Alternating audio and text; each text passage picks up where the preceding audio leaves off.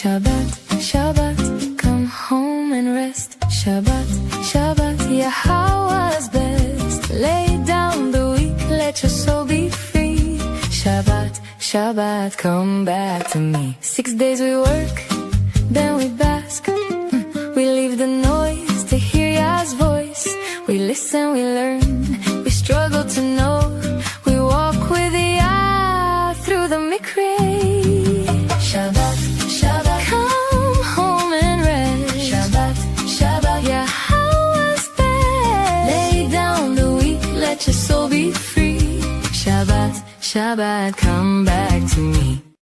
Lovely introduction. We are gathered here. We've got Rich on the controls. He is taking care of Kara. We have Leah sitting back on her section of the couch as she did for 2 hours today as we had the Leah Song Fest. I have Mike down there in the bottom with the little glasses and the big brain. Russell and Mariah above him. And the forest, we have a different look on Dr. Jeff in a whole different angle of his home. And up there with the people flirting with my wife is Kevin. Over here on this side, we'll see if we can get him in later. We also have Perry. And Wookie's at the ready, as you can see. He is the desk carpet. It was a fun experience today as we played, 8 of Leah's songs. We're making an attempt to be a bit more passionate and emotional with an audience that does not seem to be motivated by evidence and reason within Israel. And I think that program we delivered today for 2 hours did a really nice job of making an emotional appeal on behalf of Israel. One of the really fun things that we were able to do today, and for those that go to yadayah.com, you'll see it, is that I've posted the work that I've done so far on rewriting Written in Stone. I have, as you know, I've finished the rewrite and the publication or pre-publication work for Coming Home 4, 5, and 6. All we're doing at this point is awaiting Mike's fact checking, and we'll have 3 volumes. It's just 2,000 pages, Mike. So I don't know what's taking you so long. Well, it's gone for 3 weeks up in Illinois. So. Okay, well, that and 2,000 pages both will pretty much do it. But we'll have those books published here quite recently or quite soon.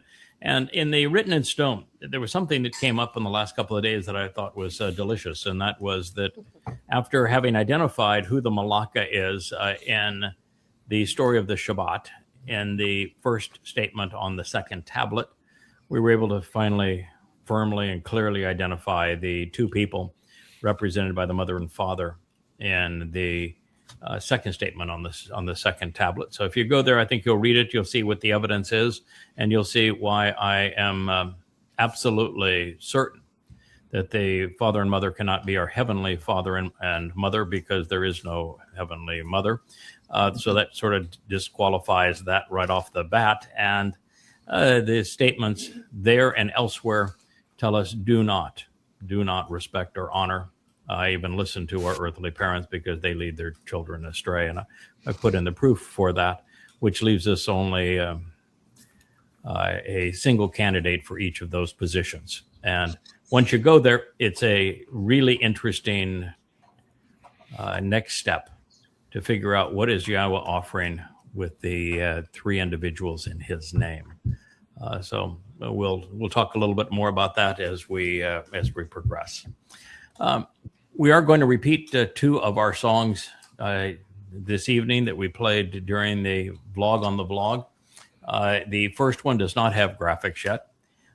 It is a concerto. It was both of these were written by Leah.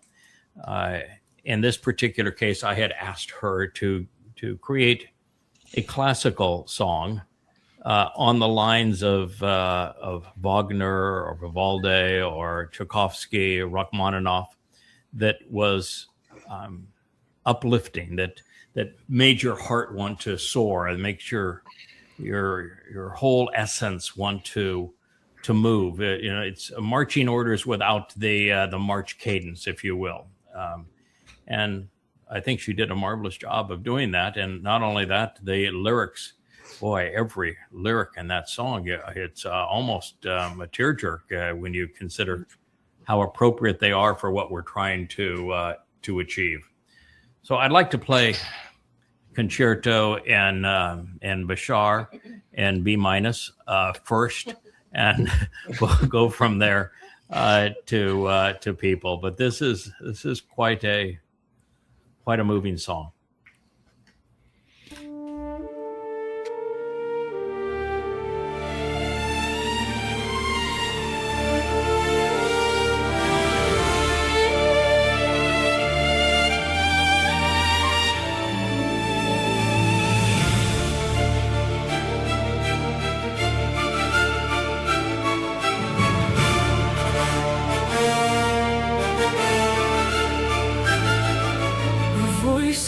Talking through the wreckage with silken words and witness-worn lips, pulling the truth from the tangled tongues of temples, tyrants, and tribal warlords. Not a throne nor a thunderbolt, no god in a borrowed disguise, just a man with a map of meaning and a match for manufactured lies. He found the name beneath the noise, the name religion had erased and nullified, took the dust off the ancient door and let the living light back in. From Qumran caves to crowded airwaves, from the script to the speaking room, Yada followed the thread through the centuries and called the children out of gloom. No price on the pages, no purse for the proof, just a voice for the voiceless and a roof for the truth. Hear the bright good news, bring the battered back to the blue. Sound the signal strong, Yahweh's name has waited too long. Yada knows, so Yada shows where the river of revelation flows. Not religion, not a ruler's scar, just truth on the tongue of the Bashar.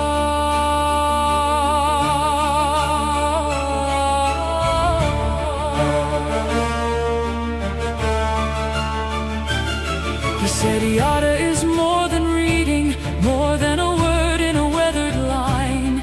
It is knowing, naming, noticing the Father's mind meeting mine. Torah, not a tethered burden, but a trail through the thorns and thistles. A signed invitation home to family, not a book of religious whistles. Doubt sang first from the doorway, the beloved bore the cost. The Lamb crossed death and opened life for every child once lost.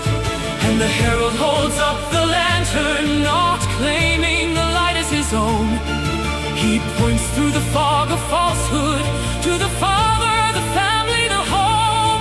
No creed to control you, no laws to command, just Yahweh's witness and a willing hand.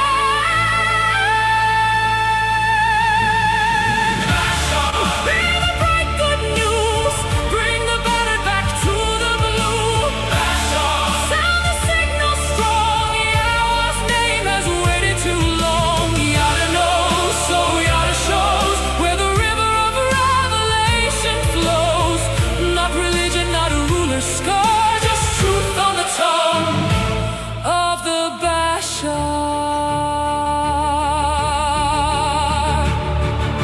A herald is human, flesh, breath, bone, not the king, he is the voice calling home. No halo for hire, no altar, no artifice, only the evidence, only the witness.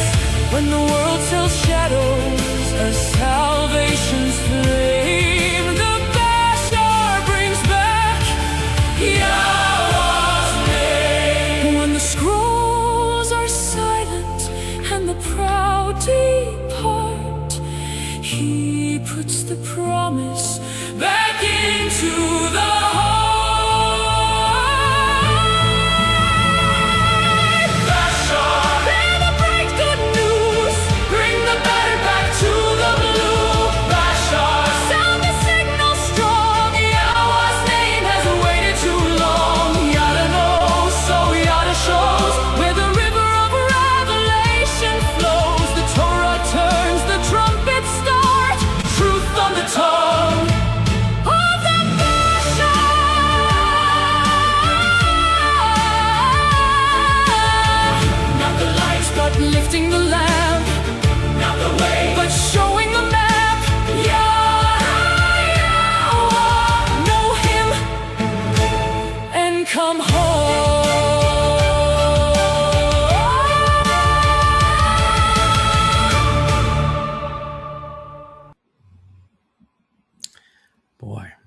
So good. So good, Leah. I can't imagine that with graphics and the lyrics flowing underneath it. That is really it's really extraordinary. And it's not just that the music's so powerful and the voice is so uplifting and the message so sound. It's just the way the lyrics were crafted. It's such an interesting. It must be 20 interesting turns of phrases in that, where just the transition from one thought to the next and the way each thought was presented. It's really artistically done. You're not the only artist with words. Well, it was beautiful. I mean, it does cover a lifetime of work, doesn't it? Absolutely. Yeah, there's some sections of that we could proudly keep as the byline to the website. I mean, it's highly motivational. I may not have social skills in so much as other parts of my life, but I can turn a phrase. Yeah, you can turn a phrase. That is for darn sure. That there were a lot of phrases in that were turned. Pretty amazing.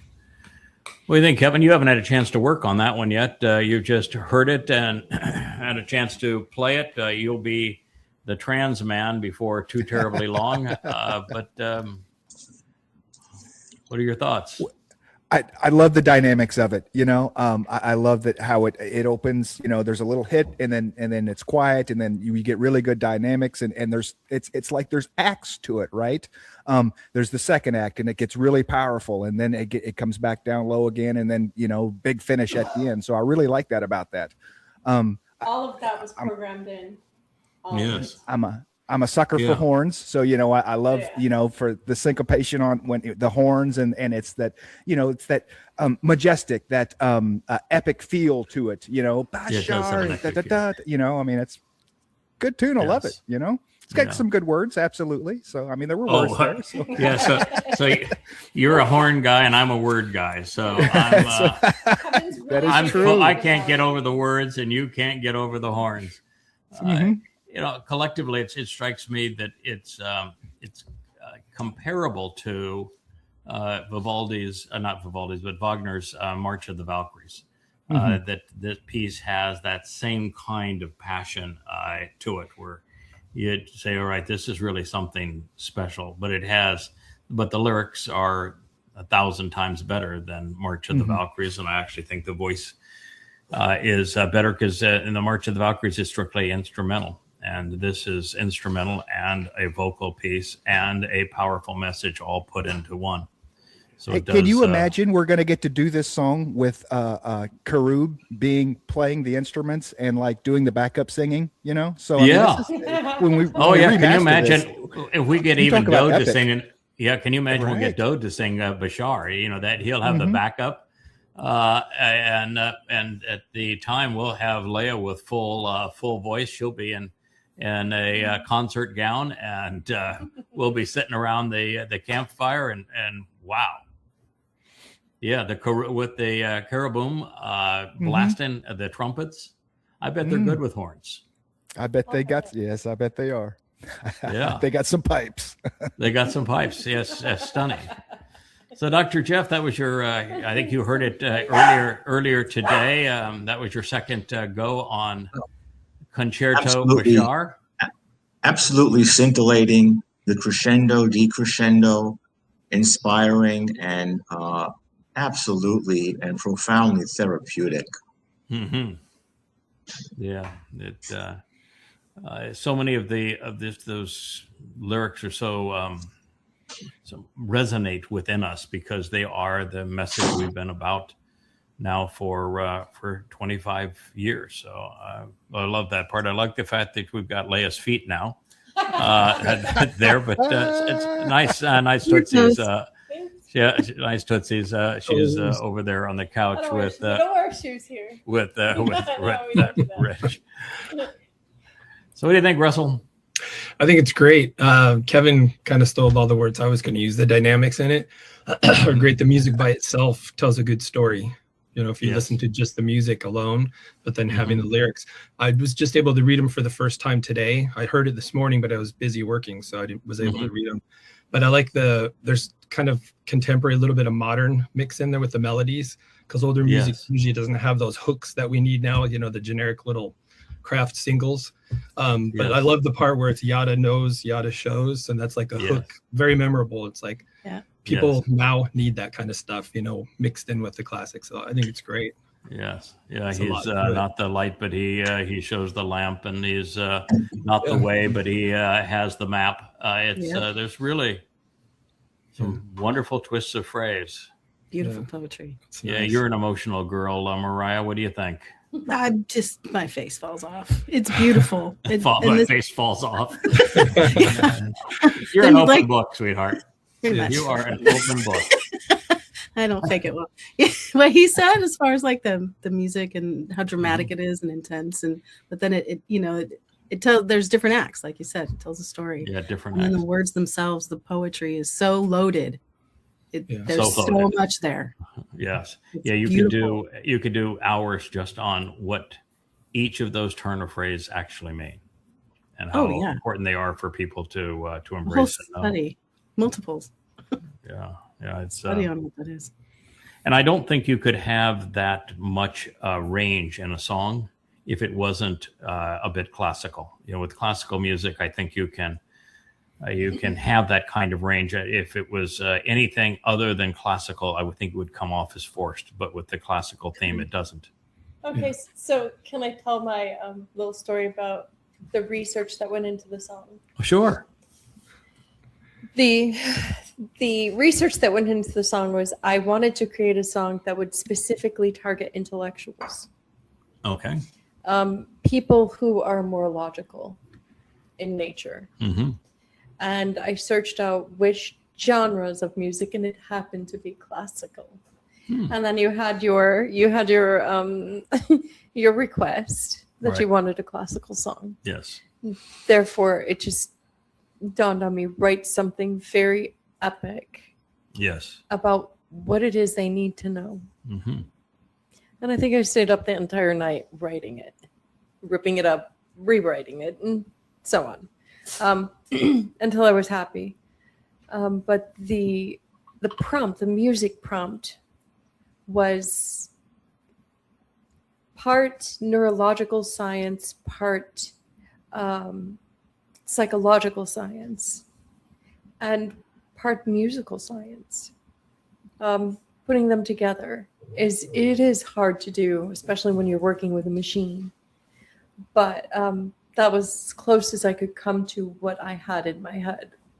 Working with humans is much different than working with machines. Yes. But machines will work all day, but humans give better results. Yeah, but imagine if you were to try to do that and you actually had an orchestra here. and you were trying to communicate and write sheet music for all that orchestra, and get all of that orchestration. It would take years. It would take years, and piles and piles of money.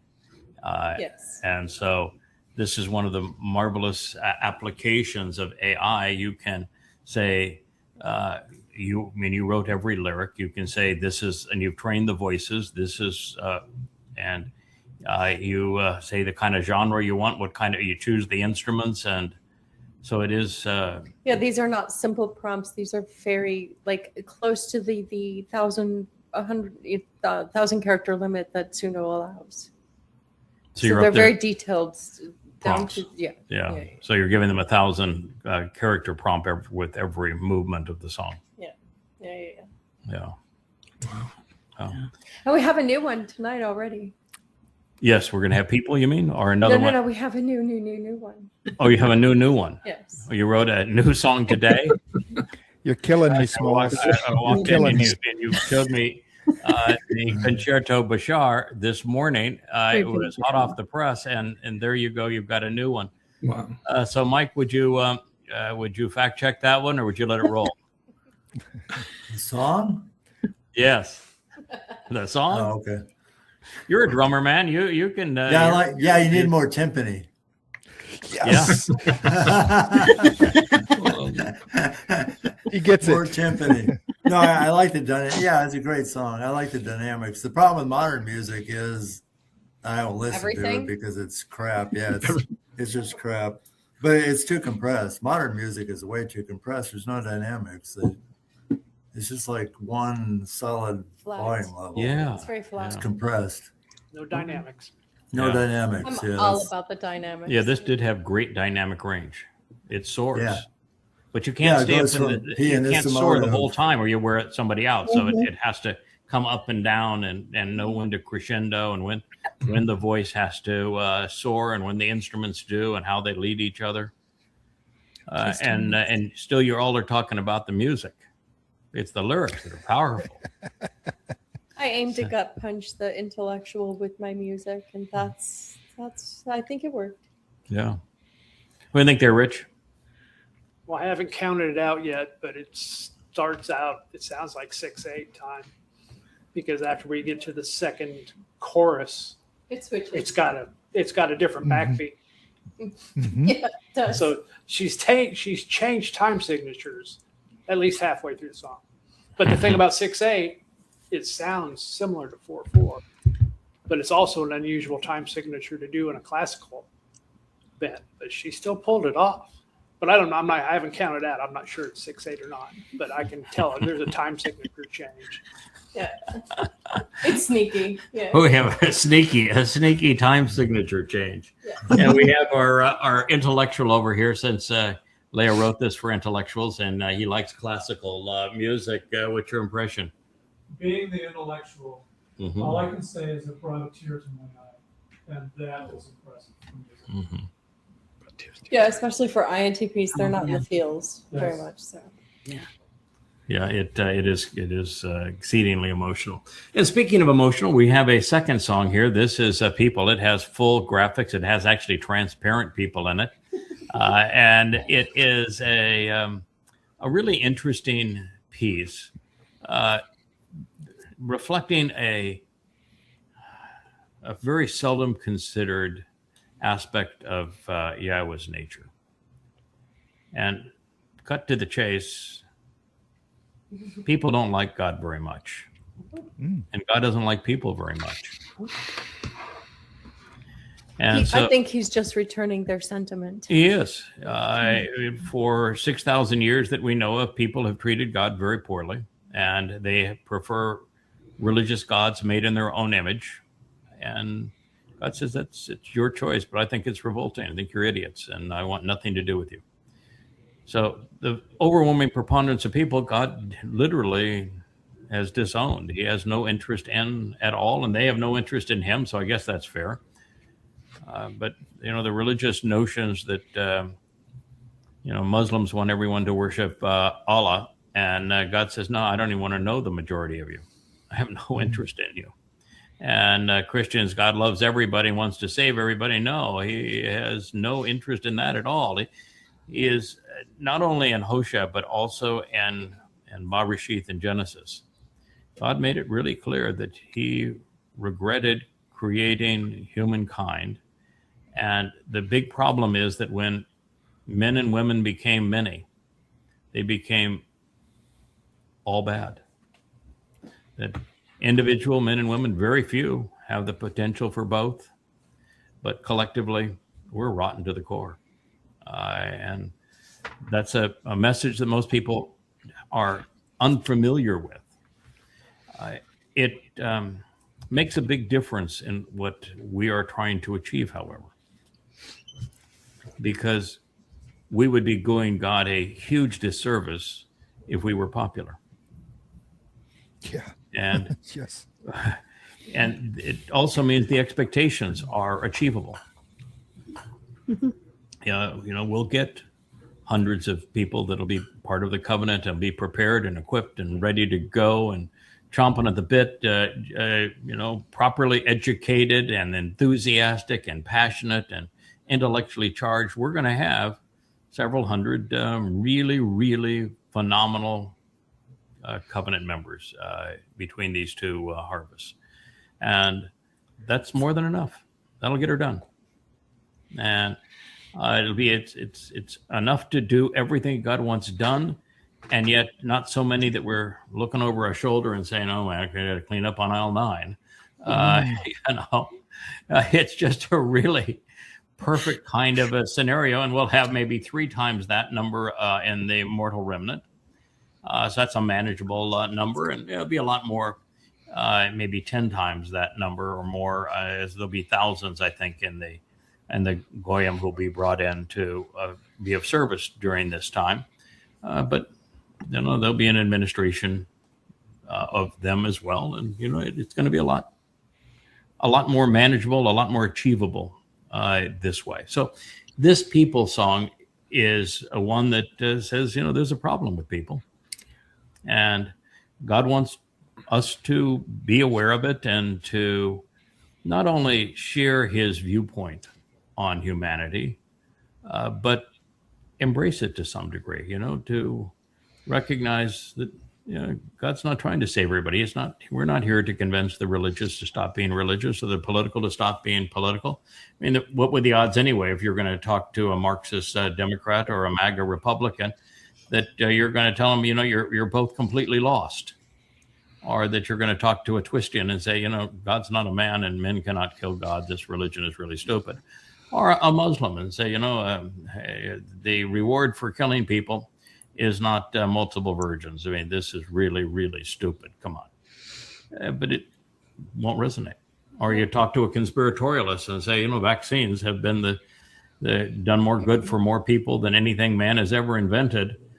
So you may want to back off your universal hatred of such things. And chemtrails is, well, about as stupid as reptilian overlords and flat Earth. So that's our favorite group. I know. I thought we were behind the reptilian overlords. I know we were. I know. I knew it the moment I stepped into it that I was.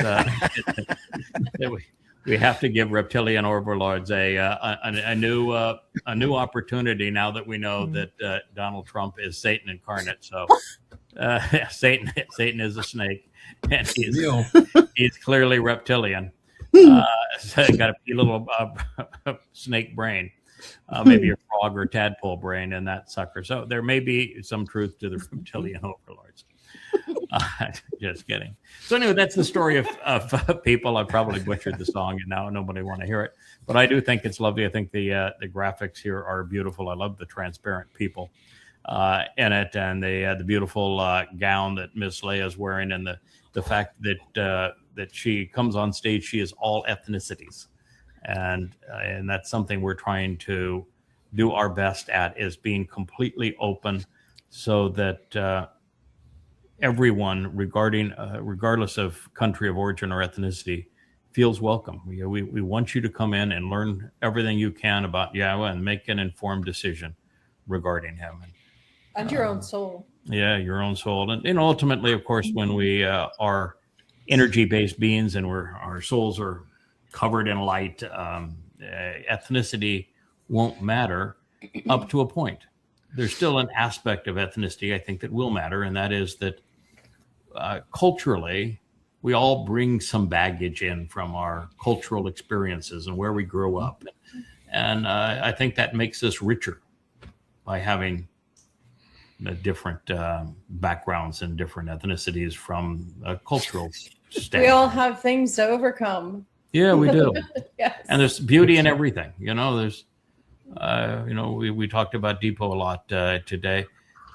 He's from Nigeria. I think that is aesthetically, in terms of the animal life and wherewithal, it's the most beautiful continent.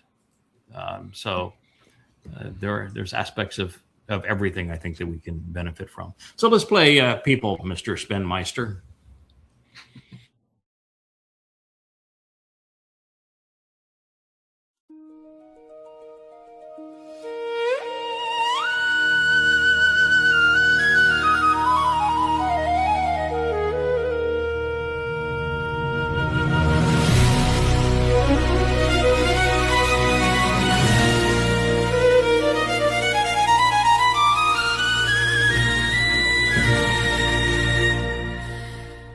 Peace. people who chase people are the loudest people in the room. We're talking, always talking, never listening, and yet letting ego hide all the truth inside, acting more righteous than right. Critics are very certain people, they're the loudest people in the world, with one target, one very easy target, a feeling deep in their chests as they know all the rest. No need to examine first, just be a voice that needs to curse. People who predate people, voices that need a villain, are the weakest voices in the room, with one mirror, one very honest mirror, feeling deep in the soul, says they're fragments, not whole.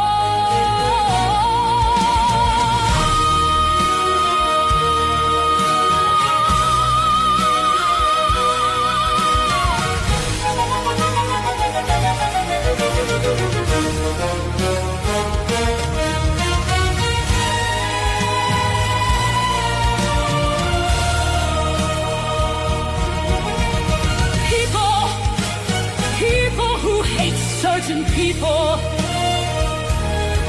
who mix lies and religion, conspiracy and coercion as manufactured consent to deceive people. No more truth and no more lies, till they stop the fight. Voices that deceive are the weakest voices in the room.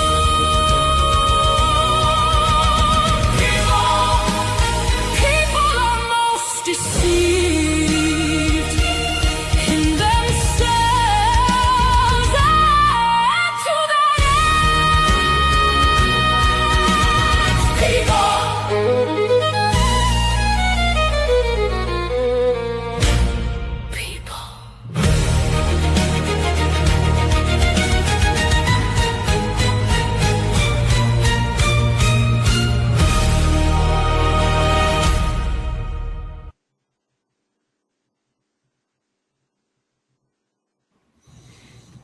That's definitely a celebration of woman being strong, being brilliant, being in total command, knowing, I mean, that woman comes across as beautiful, and yet I am here to tell you what I know, and I don't really give two hoots what you think, because I know more than you know. That is a celebration of woman. You know, I am woman, hear me roar. That is... that's it, between that song and those graphics, and of course the high voice that shatters the glass, but it's shattering people. Really interesting visuals that have been put together for that song. Both of these songs are the kind of thing that if they started playing around you, you are going to stop and notice. They are not. Oh yeah, that's some elevator music in the background there, or some modern monotone piece, or a bit of rap trash. No, this.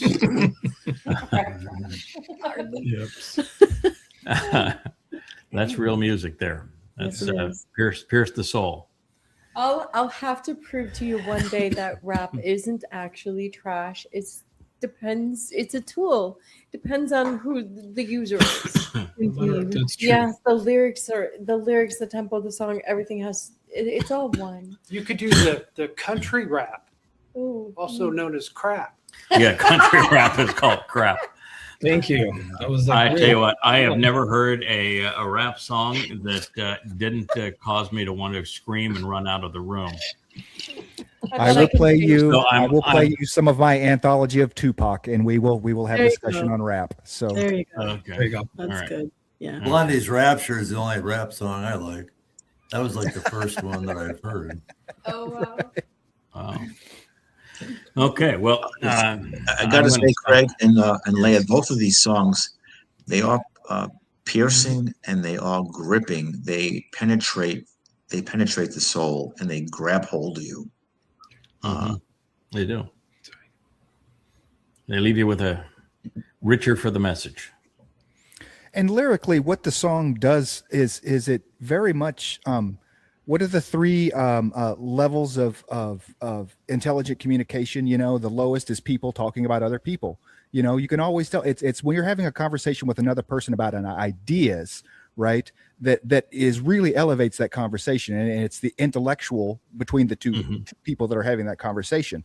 I look behind me and I see this exclamation point on People, and it reminds me of People magazine. It reminds me of what journalism is today. It's people talking about other people, and it's completely pointless, you know. I mean, because there are so much bigger things to talk about. What are the three rails of politics, or the third rails of politics, right? Politics and religion. Those are the things you said at a dinner party, that in polite conversation, when you're making friends, and that when things don't matter, you don't touch politics or religion. When it matters, when you need to listen, learn, and live, what do we talk about? Politics, don't be political. And don't be religious, right? This is why. That's what we talk about. So, yeah. Talking about ideas that matter. That's why when you do the blog on the blog, even though there's people that make statements, we really have no concern over the people, other than those that are making actually vomiting all over themselves. But it's to repudiate the ideas that were wrong and to commend the ideas that are right. There's a difference between correcting people and talking about people. Yeah, that's the social media thing where they want to talk about people or living your life online. What is it? They keep up with the Kardashians. I've never watched an episode. I understand it's very popular, but never desire to. It just it has zero interest to me. It's everything that's wrong with society, I heard. Yes. Yeah, it's just, that's what that show is. Decadent, meaningless lives. People trying to impress one another. Trash. It's trash.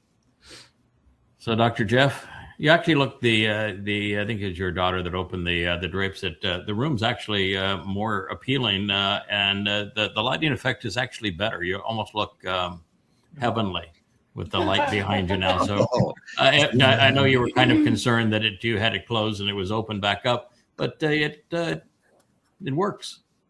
Okay, well, yeah. Well, behind there we have a lake, and we have our birds, and we have it's pleasant, but it's about 112 degrees. So there's a lake back there, but it's the birds are baking, so it's it's a dry heat. It's a dry heat. In Arizona. After living in Florida and then going to Arizona, it's like one of them is you jump into either you're in a swamp or you're putting your head into an oven. Take your pick. Yeah, swamp or an oven. Okay, well, yeah, I would agree. That's a good analogy. Yeah, we that's why I like it here. We're 10 to 15 degrees cooler, which makes a big difference. And we're 10 to 20 percentage humidity lower. And we always have a nice breeze. So the combination works. So you're at 119 there, and on our high today was in the high 80s. We do get our Sahara dust storms. But yes, we do. Hurricanes. Nothing is perfect, but it's pretty good. Anyway, Miss, you took your face off, and Mr., you took your face off. Are married to Mr. Take Your Fake Off. Would that one work for you? It's beautiful. I love this. The silk of the dress is amazing. How he got that. Yes. It's called. It's a very specific material called liquid silk. Liquid silk. Liquid silk. Yeah. It's. So I created the dress. That was my first dress creation in AI. Oh my, it was so hard. It was really frustrating. I'd never designed a dress in AI before, and it just kind of didn't get the technical details that I was trying to go with. And it was hard, but the material's called liquid silk. was beautiful. I can almost feel it on my skin. Yeah, it's Yeah. super soft. It really is. That's a lovely material. Yeah, That's it's very, awesome. those that don't know, ElYah was a professional designer, high-end women's apparel. Femme Fatale was her line out of South Beach in Florida. And so she has worked with every fabric and virtually every designer of note in the world. And so now to be able to do, she writes the lyrics for her music, she scores it, she then produces, gives the direction to Depot or John Voight, or in fact, a lot of times now it's Matt that is working on these things. You too, Maria, and now she even designs the dress for the characters that are being. She's got some. I just want to know. Yes. I just want to know if the dress has pockets. That's all I'm interested in. Does the dress That have one pockets? doesn't have pockets. Pockets. Okay. Couture Yes. does not have pockets. Where you want to Not put your always. hands there, big guy? No. It's a very well-known fact that if a Yes. girl has a dress that has pockets in it, she will go out of her way to tell you, To buy the yes, dress this with the dress has pockets. pockets. Yes. Yeah, It is- because they took away pockets in women's clothing. Pockets. Yeah, They did. Yeah. I A hate dress them for is. that. I do too. Everyone does. Yeah. Yes, but there are certain fabrics and certain styles and shapes that you could not put a pocket in, Indeed. because if you put anything there, it's going to be obvious that we've placed something that doesn't belong in that. There much was material. nothing that doesn't belong in that dress. No. Not a thing. Yeah. That dress is hot. Indeed. Yeah. Mhm. So, As is the avatar underneath it. as is the truth with the avatar. But underneath. there's a new dress coming up. It's red.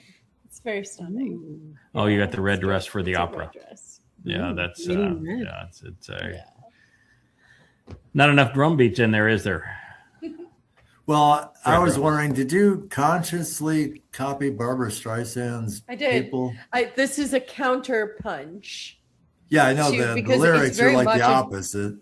Yes. Yeah. Like Yeah. Streisand's is people who like people are the luckiest people in the world, but that's Right. not really It's a true. counter punch to her song. Yes, it's the antithesis of that song. Yeah. There aren't. I mean, the lyrics are, of course, the opposite.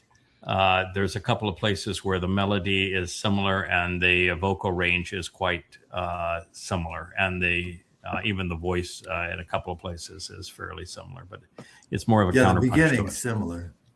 Yeah, the The beginning beginning of is the similar. song is similar. Well, I got the idea Yeah. when I was talking to Dr. Jeff, Yeah. actually, because it's such a cultural icon within the Jewish community, period. Yeah, Funny Girl was the movie.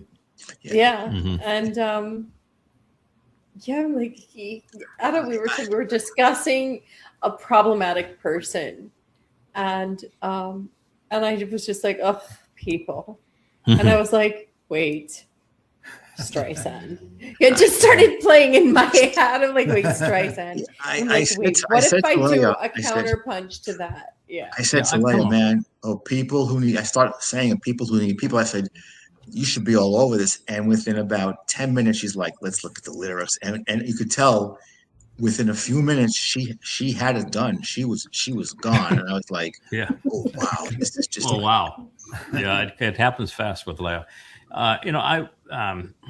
You never know where ideas are going to Yeah. come from. Growing up, when I made my first trip to China and to Taiwan, is when the first CDs came out.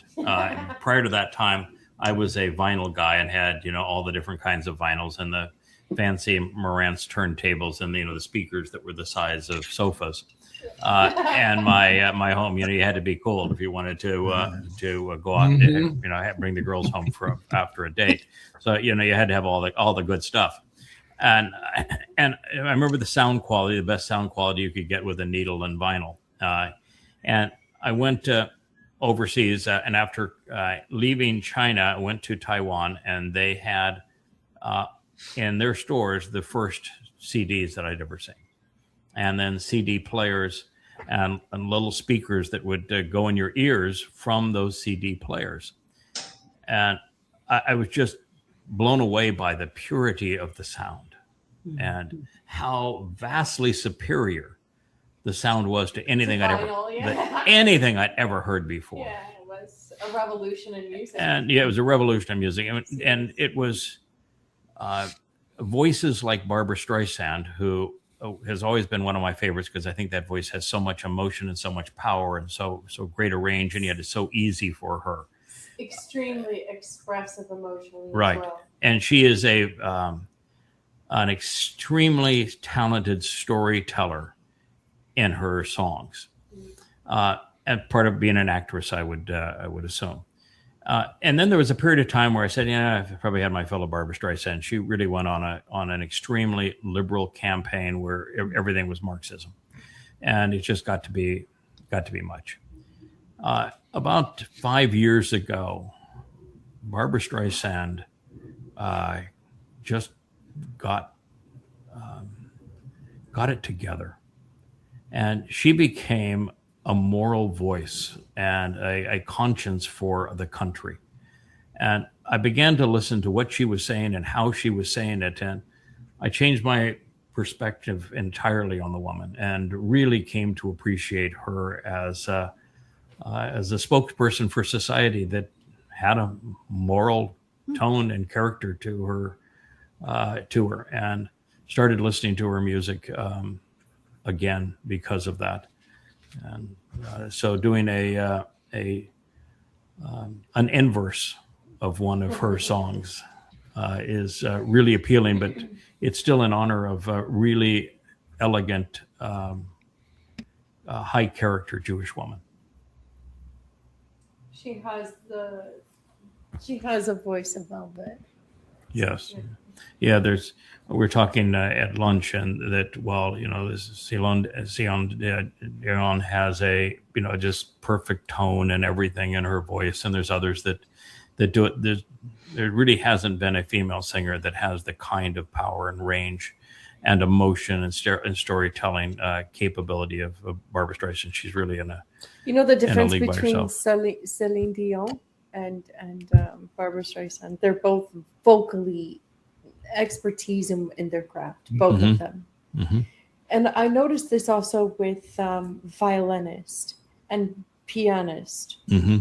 The difference between, I think, culturally, a Jewish artist and non-Jewish artist is that the Jewish artist carries this extreme sadness underlying even a happy song. You can feel this undercurrent of sadness. Far more passion and emotion, and so much of it is hurtful. Yeah. It's like a good comedian. Almost all good comedians have had travesty in their lives, and they a lot of the comedy comes out of pain, and a lot of the beauty of Barbara Streisand's songs seem to come out of pain. And being Jewish in this world is not easy. So maybe that's part of it too. But growing up in Jewish families is not easy. That is also true. All right. So with that, I'd like to return to our host choice. Last week, Kevin got to choose what we were going to cover. We were in the middle of Malachi. We're going to return to Malachi. This is all about the witness and what the witness provides. And so, without further ado, let's talk a little bit about what Malachi had to say, inspired by God. Where we were at the end of our program last week, we read, "Remember the Torah teaching and guidance of my associate Moshe." So while this is recorded in Malachi, which means my messenger, the person speaking is Yahweh. Moshe was not Malachi's associate, but he was Yahweh's associate. So this is Yahweh speaking in first person to us through Malachi, and in so doing, the first thing that he is asking is Zakar Towrah. And there's two aspects even of that as we get into it. The first is that, Zakar does mean to remember. It also means memorable men. Zakar are men who are memorable, and there's a number of men who are memorable in God's story. Moshe is clearly one of them. And he says that he is Eben, which means that he's a worker. He's there to serve, to be a collaborator. So remember the Torah teaching and guidance of my associate Moshe. He did not say, remember the oral law that I never gave to anybody. And that applies to no one, that it can be credited to no one because, well, I never provided it. It's the one and only Torah, singular. It means teaching and guidance, instructions and directions. And it was offered to us by Moshe, Yahweh's associate, Yahweh's co-worker, which to show the way to the benefits of the relationship, Asher, I provided instruction. Yasha'yah is a word that is routinely corrupted by the rabbinical types to be a command, because they want the Torah to be laws, and so that if it's laws and Yasha'yah becomes commands and then mitzvah becomes commandments, they got their religion. But that's not what the word means.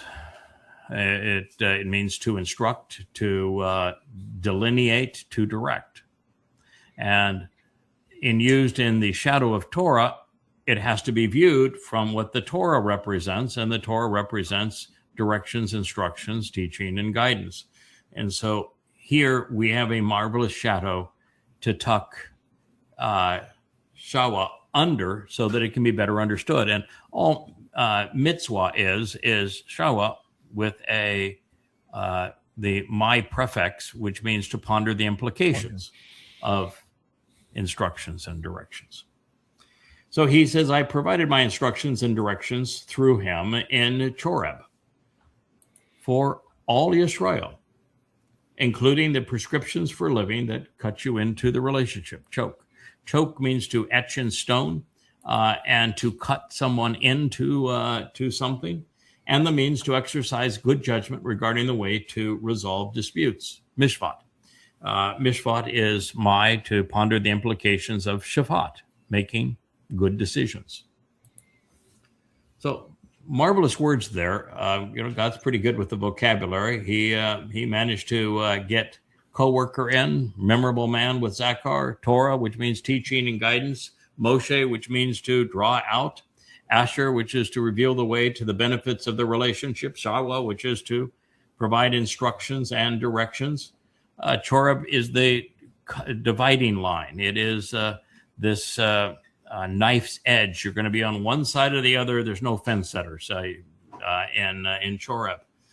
For all Yisra'el is duplicitous in the sense that it can be those who struggle and contend against God, or it can be those who engage and endure with God, depending on your response to God.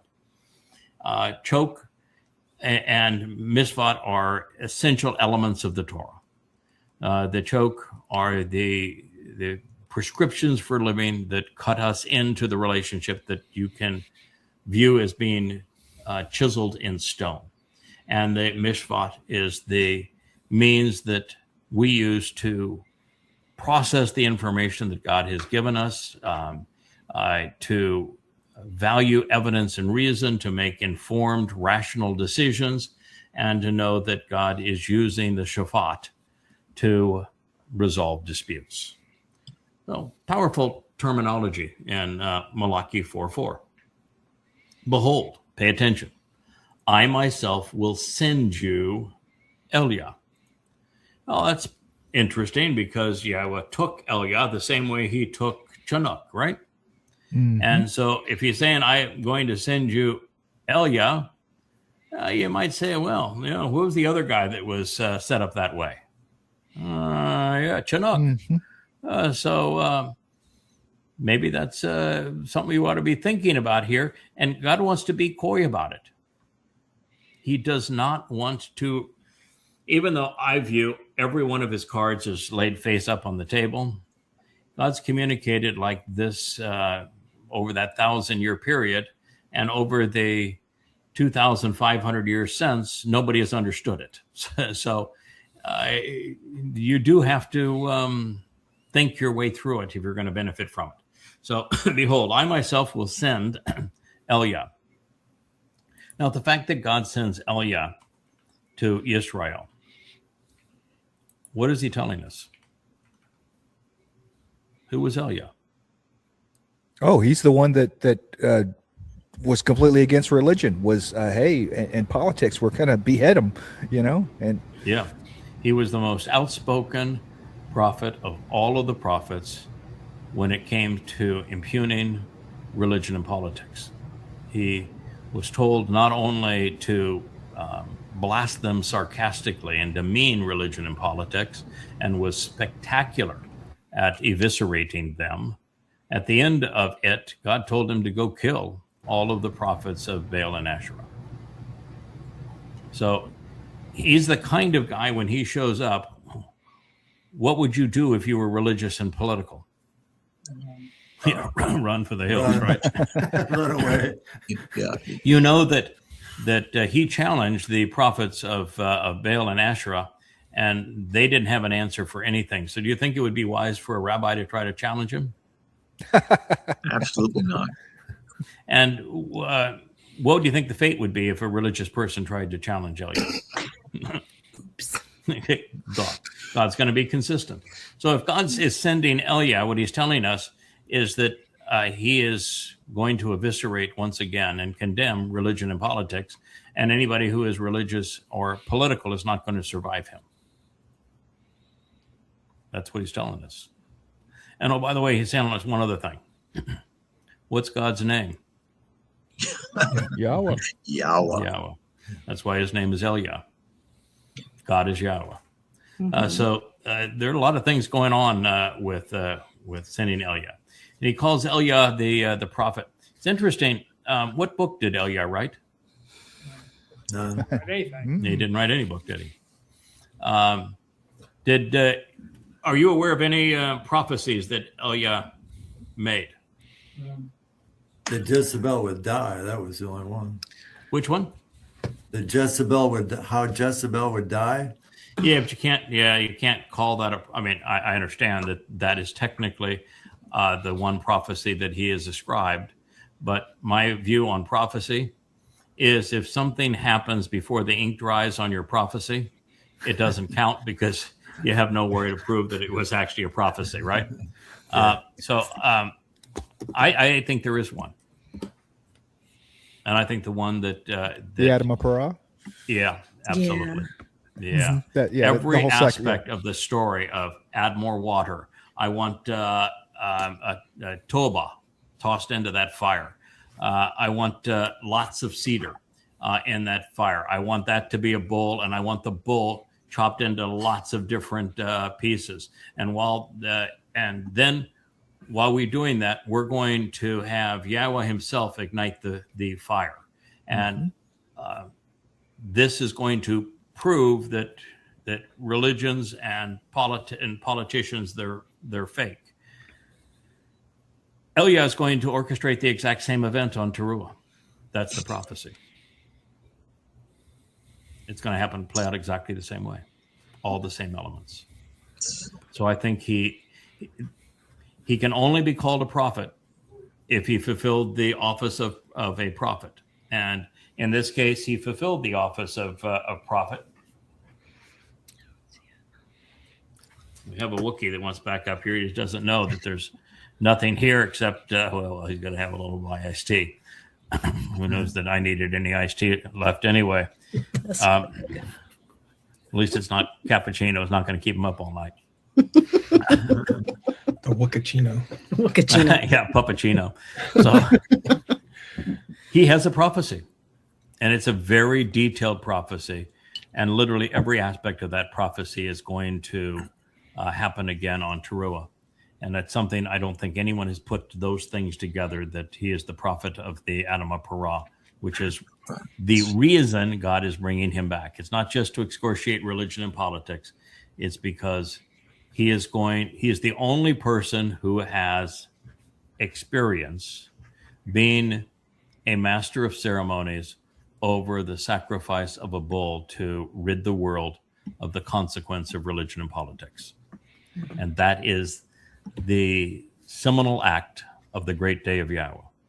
So God doesn't want the single most important display of his desire to purge his people once and for all of religion and politics. He doesn't want to leave that up to an amateur. Now, in my case, I heard you voice my ego. oh yeah, thank you. Yeah, thank you. And whoops. Oh, Wookie. and in my case, I get mauled, and you don't have to have a great deal of experience to get mauled. One time will probably do it. Now, the kidding aside, after being mauled, I'm turned into a sword of light, and I take out all of the. I'm actually the means that will be used to rid the world of the religious and political. And for that, you do have to have some prior preparation and prior training, because you need to do that responsibly. And so that's why he's been chosen. He is the person that's going to perform in that way. So Yeah, and it's interesting. It's interesting that you. He's both. Oh, sorry. Go ahead. He's both a witness and a prophet. I can think of someone else who also fulfills those two roles. Yeah, that's true. Mm-hmm. Yeah, we're going to be partners in that way. Now on Taruw'ah, he gets the long stick, and I get the short stick on Taruw'ah. But I get to have my wife there and my friends, and so it's a time that I'm familiar with and everything else. So I get some advantage too. So it's fair, I guess. Anyway, he says, "So behold, I myself will send you ElYah the prophet before the coming arrival, so la pane bo, of the exceedingly important, the Gadol." You ever heard the place where Gadol was used before? Is there a Gadol around here anywhere? Luminary. Yeah, all right. Yeah, so the top dog luminary, he is a Gadol, representing the brilliance of the sun, because he is the sun. He is Dode. And so it says before the arrival of Dode, and before the arrival of the great and exceedingly important. And he goes on, it's beyond just the Gadol day. It is the Yare day too, and the awesomely inspiring day of Yahowah. So you know what the great and inspiring day of Yahowah is? I mean, you've got pick a day. What would you think is a day that God's going to say, of all days, this is the greatest day ever? And it isn't Pesach, it isn't Matzah, and it isn't B'Kudam, and we can talk about why it isn't those three. I mean, watching your beloved son get crucified and then making a trip into hell, yeah, it's not all that much fun. And on top of that, the world yawned, paid no attention. And Yahowah wasn't there at the time. He sent mom and dad, his typical team, to watch over and support his son. So that's clearly not the great day of Yahowah. Yahowah's not, God said it needed to happen. He's proud of his son for doing it. That's a personal day in terms of just Yahowah saying, my son now has completely lived up to his calling and his purpose. But it's not the great day of Yahowah. Mm-hmm. Now on Shabuah, we know that most people will have no idea where those people went. Certainly not going to be the great day of Yahowah. Now, you think that Sukkah would be the great day of Yahowah? You've got Chag Sukkah, open the gates back to re-entry into to Eden. If that's the great day of Yahowah, why didn't he tell us what's going to happen on it? That's the reward day. No, that's not the great day of Yahowah. Yeah. In fact, that's actually starting all over. We're going to go back to work again. The first time in the garden didn't work out very well, so we're going to give you a new chance on the garden. So that's kind of going back to work day. So for a long time, I thought it would have been Yom Kippur. That's the day Yahowah returns with Dode. It's the family reunion. It's the great homecoming. It's going to be a wedding, maybe even two weddings on that day. Pretty magnificent, right? Mm-hmm. But when you put it all together and you see it presented in context, there's only one day left. Yes. And if we were to just describe all the things that are going to go on that day, it would take hours and hours. But he just introduced a fellow, didn't he? ElYah, didn't he? Mm-hmm. And he called ElYah a prophet, didn't he? Yes, he did. And ElYah has one prophecy, which is the ridding the Israel of religion and politics by the sacrifice of a bull. So what day does that bull get sacrificed? September 23rd, 24th, 2033, Yom Taruw'ah. That is correct. So we have another affirmation that Yom Taruw'ah is the great day of Yahowah. Now, a lot of things are going to happen. Yeah, as we said, Yahweh doesn't like people very much. On Taruw'ah, the world is going to find that everyone who has not been supportive of Yahweh, not taking advantage of this, is going to be gone. And you're going to find that the earth is transformed back into the conditions found in Eden. And you're going to have the sacrifice of the Adamah Parah. And you're going to have copious waters released from underneath the Temple Mount that's going to purge people, the fire that's going to be an eternal flame.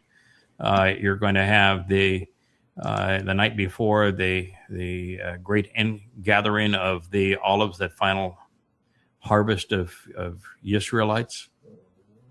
It's going to be an extraordinary day. So that's the great day of Yahowah, and that is what ElYah is being brought for.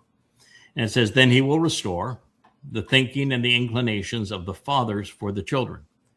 I think Yahowah wrote something in stone, if I can recall it, about, let's say it's the second statement on that first tablet. Fathers condemn and corrupt their children to the third and fourth generation. ElYah is going to stop that, isn't he? Mm-hmm. Yes. They're no longer going to corrupt their children. So we have the remedy to number 2, which means since number 2 on that first tablet was don't be religious, guess what we also have a confirmation of? No more religion. Mm-hmm. So then he will restore the thinking and the inclinations of the fathers for the children, and the thinking and inclinations of the children to their fathers. Mm-hmm. And in this case, it is likely that this is now talking about the second statement on the second tablet. Because while fathers will no longer be corrupting children, which means there will be no more religious fathers around, it is still a father and mother who, in the second statement on the second tablet, are specifically responsible for elongating one's life, not making it eternal, elongating it. And it's done by the Adamah, according to God's, what he etched in stone. Now, in this case, you have to transliterate Adamah. You can't translate it, because if you were to translate it, you'd say that your life is going to be elongated in the bloody red dirt. So, methinks it's not a translation, it is a transliteration. It's going to be elongated because of the Adamah, is how it is to be understood.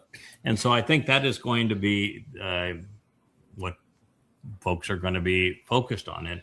And fathers is an interesting term here. And when I translated this for this, I should have been more aware of it.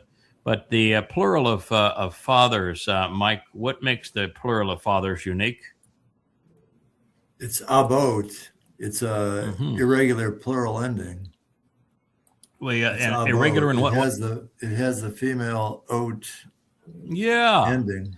Right. So if you took a masculine father and you gave it a feminine plural, might that be parents? Complete. It might be. My original interpretation was Yahweh's our real father and our earthly fathers. Yeah, but you can't have it be Yahweh in the plural. True. So now you're back to parents. And there are some parents that have a masculine noun with the feminine ending. Like, for example, the Adamah Parah would fall into that category. It's just interesting thought as to who these parents are, and maybe it's the parents that he's talking about in the second statement on the second tablet. It says, or otherwise I will arrive and inflict and then destroy the earth. So no pressure here. Succeed or the earth goes poof. A little bit of pressure. Yeah. So when we talk about how important the events are on Taruw'ah, where we need God to find susceptible and acceptable people to bring into Jerusalem from around the world, and to carry out the sacrifice of the Adamah Parah so that he achieves the proper result. Because I'm here to tell you that simply being bludgeoned, having a body bludgeoned, doesn't do anything for anybody unless God's going to do something because of it. Right. You pour out the blood on the earth, and it is for the benefit of a soul. So he is going to use it to purge the souls. And so he's saying that if we don't pull that off, that's it for humanity. There would be no mortal remnant, and with no mortal remnant, there's no homecoming. Without homecoming, there's no return to the garden. There's no purpose of the earth. His son does not have a kingdom, so he can't come back as king. And it's all for naught, and the earth just gets blown away. God has no reason to continue any of it. Now, fortunately, we've read the prophets, and we know the outcome of all of this, and it turns out exactly as God had planned. But that is the consequence, that inflict and destroy the earth because it is so disfigured and doomed. God's looking at it and saying, it's far worse than it was during the Nephilim period, where the people had become evil all of the time. He says this is even worse than that.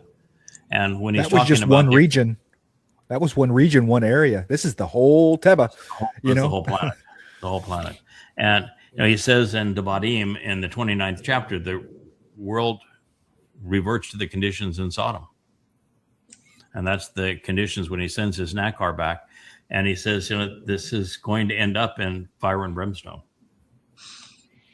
So it could be a nuclear holocaust, or it could be a symbol of the Nakar turning into a flaming sword. Anyway, that was Malachi 4:6.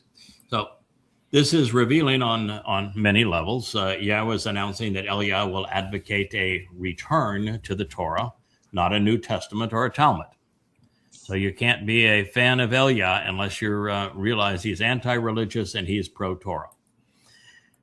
ElYah is positioned as a Nabi prophet, not as a witness here. And his lone prophecy was the sacrifice of the bull, symbolic of the Adamah Parah. He's going to be the master of ceremonies for that. He is also returning to Israel, not to America, not to Europe, not to Arabia. He's coming back to Israel. That means that God never gave up on his people. He is arriving prior to the Great Day of Yahowah, which means that his attention will be directed towards the events of Yom Taruw'ah, the day of the herald in year 6000 Yah 2033, which is when the Adamah Parah will be sacrificed to fulfill the Mow'edym.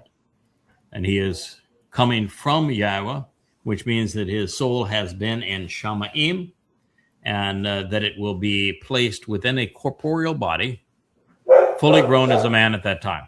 So this is interesting because he said specifically that ElYah is coming back. ElYah has not had a body in Mow'edym for 2,888 years. So it's ElYah's soul that has been in Mow'edym, and he didn't say that it is ElYah's soul that is returning and is going to look like a great big ball of fire. Therefore, and he's obviously not going to bring ElYah back as a prophet, as a baby. So he's not going to be coming from a mommy womb. So God has to have the capability of taking a soul that's with him in Shamayim and inserting that soul into a physical body. Now, if he can do that for ElYah, so if he can take a man in the midst of his life and bring him to Shamayim and then return that individual, put him in a different body 2,888 years later, then there should be no limit or any concern about Yahweh doing it with others and often. Mm-hmm. So it affirms the idea of having certain souls deployed because they can be counted on to do the job well. Also, if not for this return to the Torah and change away from the religious corruptions of sons by their fathers, Yahweh states emphatically that he would destroy the earth. It's too corrupt. So, should we fail, so does humanity. You just think you'd have more people rooting for you than rooting against you. But what are you going to say? People, right? There you go. There is, there's no doubt that ElYah will be dispatched prior to the fulfillment of Taruw'ah in 2033. In fact, he's going to arrive on Passover, Pesach, the day of Pesach, not the evening of it, April 18th of 2030. I do not see him obviously representing the tree of lives or knowledge. He's not being presented here as a tree. There's no reference to him being a tree. So that presentation that was in Zechariah 4, we have the two olive trees on either side of a menorah. He's not one of those. So they're not depicting the two witnesses with ElYah being one of the two witnesses because he's not a tree. Never presented as such. But two of God's routinely deployed players are trees, one of lives and one of knowledge. Now, ElYah did not provide even a fraction of 1% of the prophecies or instructions conveyed by the aforementioned Moshe or by Dode. Certainly wasn't as prolific as Shamuel, Yirmiah, or most certainly not Yasha'yah either.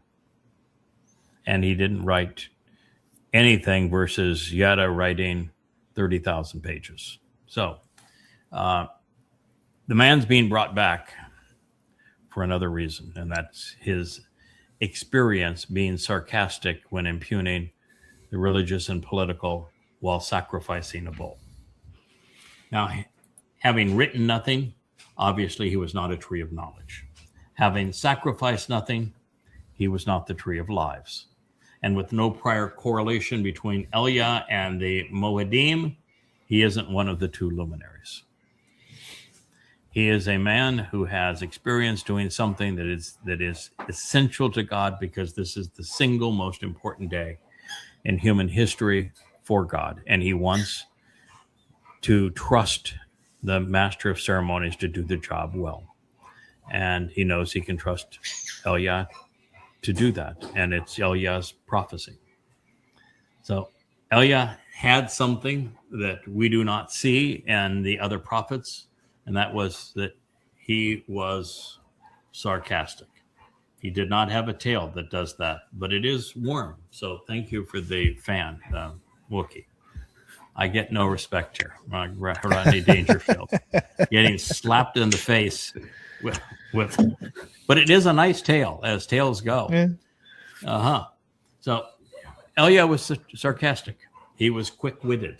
He was exceedingly judgmental. If somebody were to try to crash his parade and take the attention away from what is happening, ElYah's got the comeback. That is for sure. He's always ready and willing to trash the reputations of the religious and political, and no one was more devoted to exposing and condemning the Israeli establishment. I don't care who they bring against him. They are not going to prevail in a debate against ElYah. I mean, ElYah wins just because he's ElYah. I mean, you're ElYah. You've come back after 2,888 years. You win by default. I mean, it's You know, come serious street cred. Serious that's, street well, cred. that is serious street cred right there. So that, Craig, that has some- I think you're being provided with cow insurance right there. yeah, you are. And in addition to what ElYah does, he also ends up being sacrificed at the end. Mm-hmm. He does. He provides After he does his job as a prophet. Yeah. And it's interesting that the blood of the bull does what the bull has always done. It restores any issues in the relationship between Dod and Yahowah, because the bull's blood on the mercy seat on Yom Kippurim is to restore the priest, because Aaron was such a scumball that had to restore his relationship before he could even approach to do anything else and restore Israel's relationship. So the bull's blood affirms that Dod's relationship has been fully restored with Yahowah, and then it is the goat's blood, ElYah, that is shed to restore the relationship with the remaining Yisraelites. So that's it's kind of a nice touch. So he gets to do that, and he'll love that, because it's a way to get rid of a physical body and go back to a spiritual body of light. They're a lot more fun. So we have the fact that he was foremost expert at exposing and condemning religion and politics in Israel, and based as it was on Babel and still is. Further, he with the Babylonian Talmud.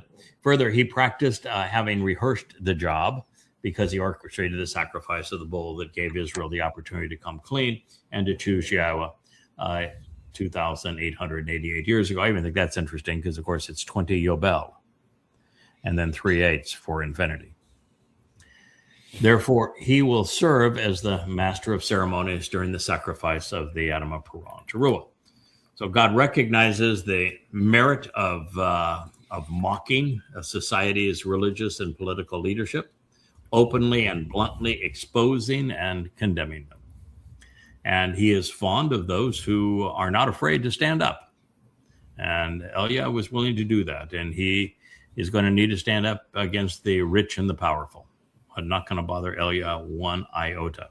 Also, Yahowah loves foreshadowing important events, and fewer is vital as what would happen again in this case. And it's a beautiful foreshadowing. Also, one of the things that's interesting about ElYah is that he specifically summoned the demonic king to this event. And on Taruw'ah, he has to summon Satan incarnate. So he is reprising that aspect of what he is doing as well. Wookiee doesn't know if he wants to be down, up, or whatever, but nonetheless, I've lost my fan. Perry, though, has a fan now. So with ElYah being chosen to speak as a prophet to Israel in the years before Yahowah's arrival, his partner will obviously share many of the same traits, but they shouldn't overlap.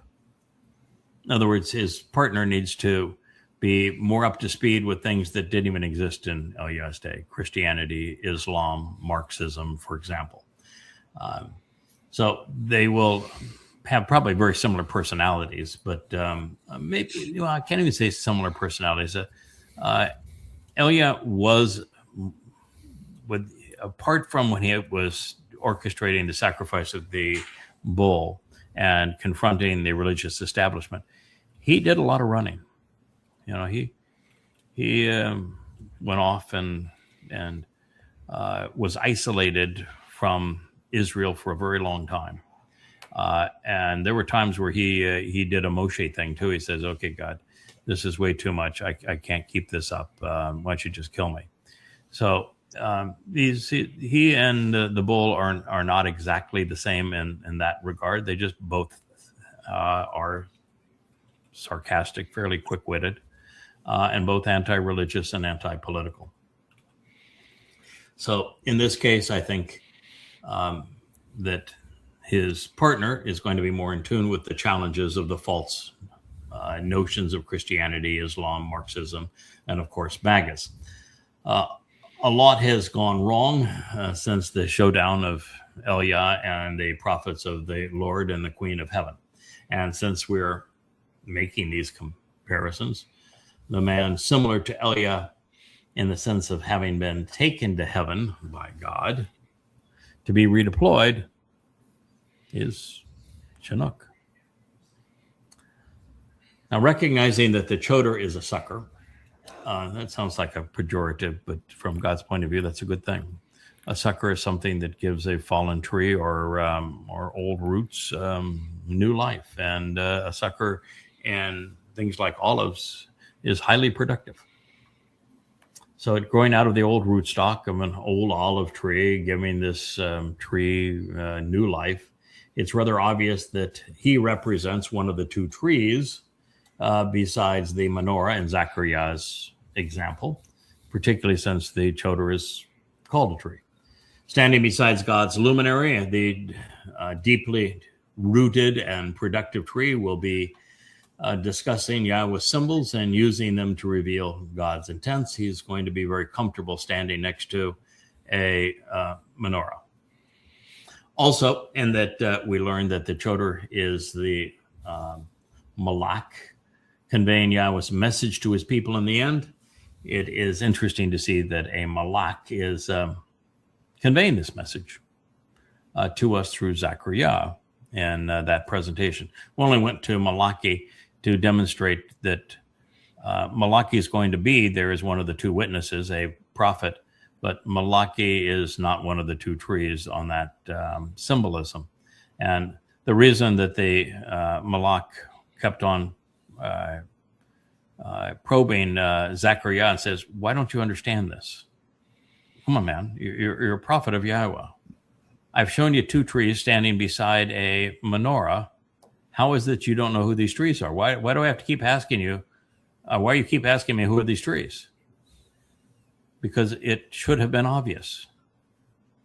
You know, Yahweh has two Maoreth and two trees: the tree of knowledge and the tree of lives. One is Gadol, the other is Katan. It should have been obvious, and Yasha'yah, Isaiah, wrote all about this tree. So he should have known. But he didn't. And of course, this even began by, the memorable men of God and the story of the Towrah. So I'm of the conclusion at this point in our journey approaching the development of the witnesses that the Malak revealing the vision to Zechariah was actually addressing the trees in Yahweh's story and not witnesses. It's Dod and Yada, who are the only individuals referred to as branches and stems, but who also represent the tree of lives and knowledge in the garden. And of this we can be certain because Yada is the Choter, and given the spirits of Etzah, which is the complete story of the tree, and Diath, which means knowledge. So he is the full embodiment of the tree of knowledge. So that makes him the obvious choice for the Etz, Diath, and the Gan, which means that Zechariah should have figured that out too. Now, this does not rob ElYah of anything. They have the status of being returned as a prophet and as the great goat to serve as one of the two witnesses, joining Chinook, who is Yada, is tall cotton. He's going to come in with major street cred, as you've said. It just suggests that the only way for Zechariah to have had any chance of recognizing them would have been for him to have read the first and second chapters of the Towrah and done what we do. Every time that we read, okay, there's a greater and lesser luminary, they're both great according to God, they both serve as signs fulfilling the Mow'edym. Okay, so who are these guys and why is it presented on the fourth day? You just have to ask all the why questions until you get the answers to all of those why questions. And then what's the story with those two trees? Why does the tree of knowledge get so much attention in the garden? Why? And then why is the Choter named after the tree of knowledge? Why? Why is everything pertaining to Choter a tree? You just have to. You've got to have the want to know, and that's the whole process here. Is that you read something and you're not content to do what no one else has done before, which is to translate it accurately. You're not satisfied until you understand it. And that's what we're talking about here. So Zechariah would have had to read those stories, and then he would have to put them together with what we read in the 10th, 11th, 40th, 62nd, and 63rd chapters of Isaiah. The 10th and 11th we're going to go to here briefly, maybe in another family hour, but we're going to get to it. 10, which is the preamble to the presentation of the Choter, actually explains the environment that the Choter is being brought into and what he's going to accomplish. And then, 40 is the voice that calls out into the wilderness, and 62 and 63 are the story of the man from Edom that saves many and the life and times that he's going to endure, how he's going to be deployed, when he's going to be deployed, what he's going to achieve is 62 and 63. Zechariah was right around 500 BCE. Yasha'yah wrote around 725, 750 BCE. He could have read, should have read, had read Isaiah, and had read, should have read the Torah, and you put first two chapters of the Torah together with these chapters of Isaiah, and you have your answer. Well, you make Craig, the connections to understand. You should have known that the Choter is a redeemer and has to redeem the kinsman redeemer, and that, as you mentioned and translated so beautifully recently in Yasha'yah 34 and part of 35, as a liberator, and and Gaal, and the Gur, as the another hint of the foreigner who achieves the same, the same objectives in order to activate the tree of Etz HaChaim. Without Etz HaDayat, there's no Etz HaChaim.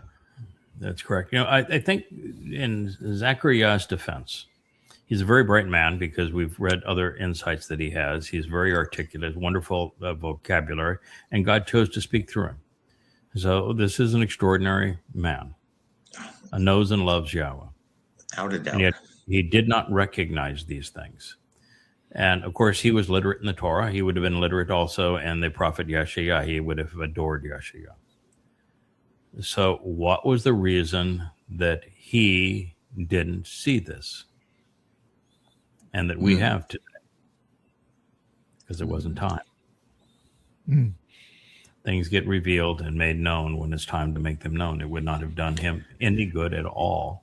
And even though the answer was given to him, the fact is that this was something that needed to be revealed and explained at the time that it was going to do people some good to know who these people are. Well, and a lot of things are that way. They're not nearly as overt as Daniel, right? Daniel, I mean, it's pretty clear. Hey, seal this up. Nobody's going to understand it until it's unsealed, right? For that time.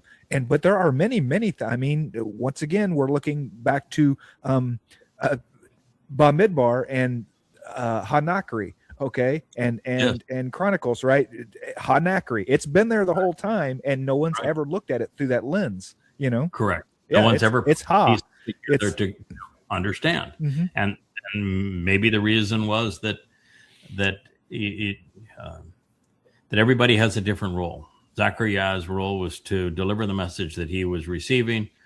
Our purpose is to explain it.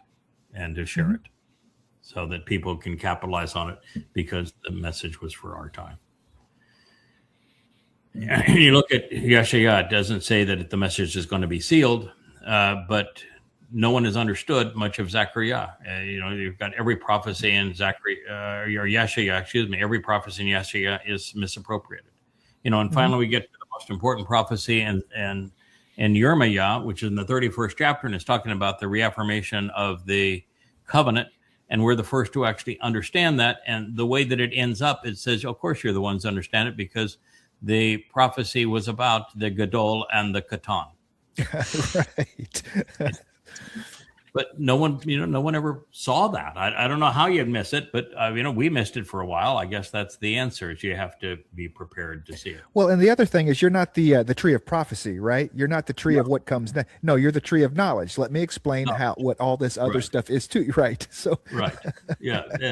And Dayath is two things. It is knowledge, but it is also understanding. Dayath is based upon the verb yada, and it is comprehension.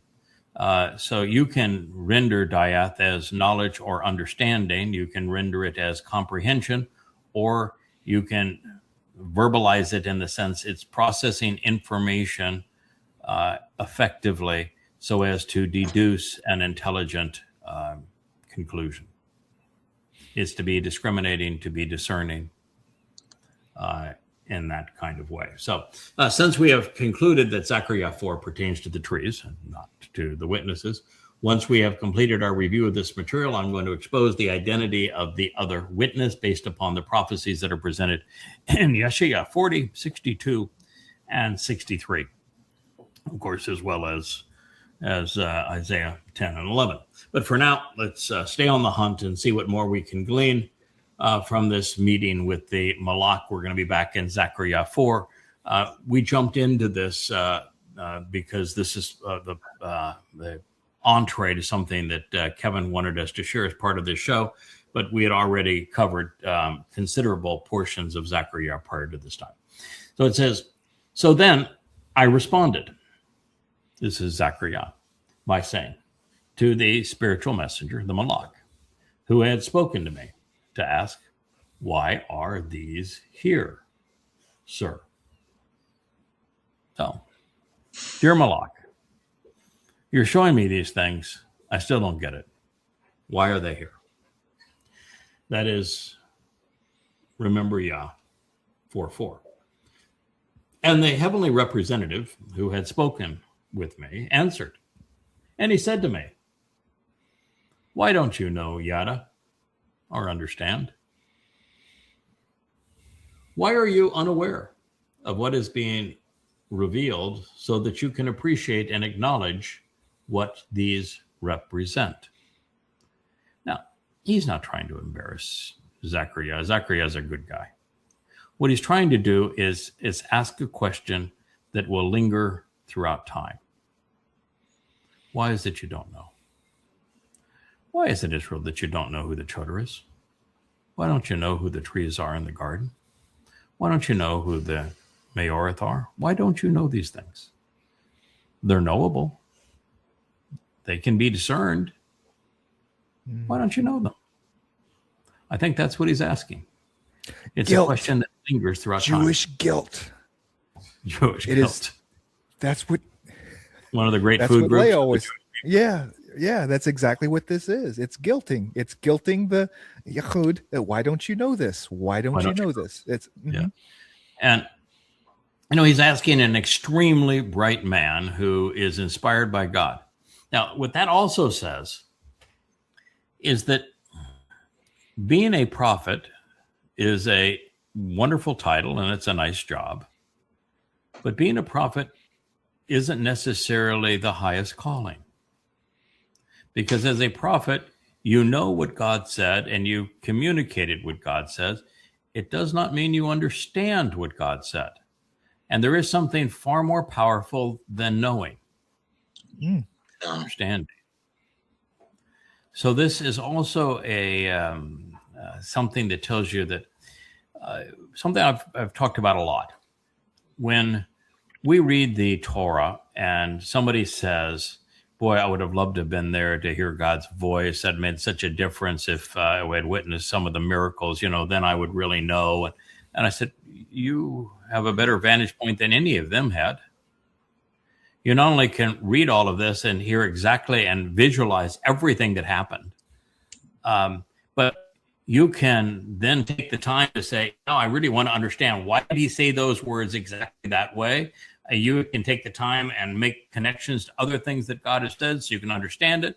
You can go forward in time from that time to understand what the prophets had to say about these events. We're in a much better position to understand than anybody that was there.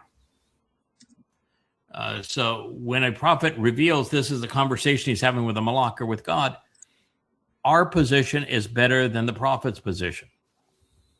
He's hearing it, we're reading it. It's much better to read it than it is to hear it, intellectually. So that's part of what's being conveyed here, is that God wants more from us than to simply know. He wants us to understand, and understanding is more powerful than knowing. And so in this case, being a prophet is a wonderful job, but there is something more valuable than being a prophet.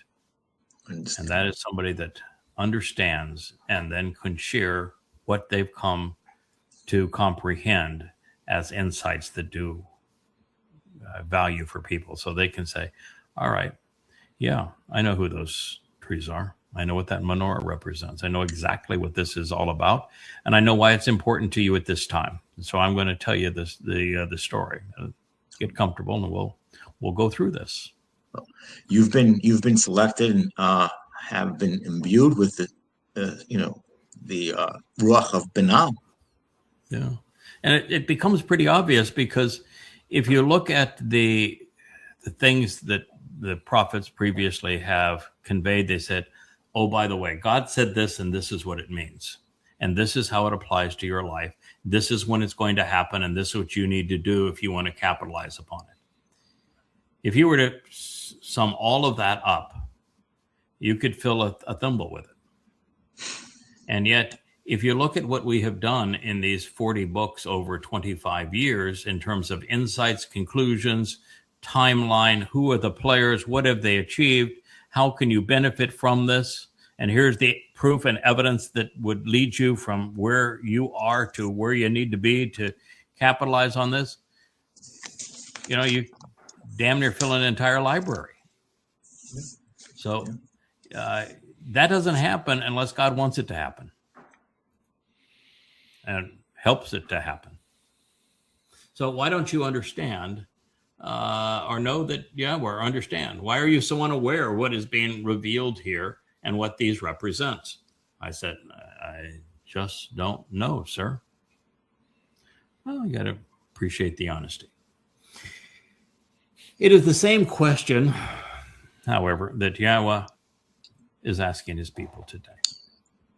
Why are Jews so resistant to recognizing and accepting God's chosen malach messenger? Why don't they know who Yada is? Why are they so oblivious about the correlation between the two Me'orith? Why don't they know the nature of those two etzim trees, their relationship to one another? Why don't they correlate any of this to the menorah, particularly since the luminaries fulfill the Mow'edym, and there's 7 and 7. I do have, an answer to this conundrum. Much of what the prophets revealed was on a need-to-know basis. God does not toss pearls before swine and sees no value in explaining things which would have no value to the audience at the time. For example, while appreciating the interplay between the luminaries and the trees and recognizing that they are Dod and Yada, it's a nice adjunct to our understanding. But what value would that have been a millennia ago? and now on the cusp of the remnant's return to the garden, well, it's essential.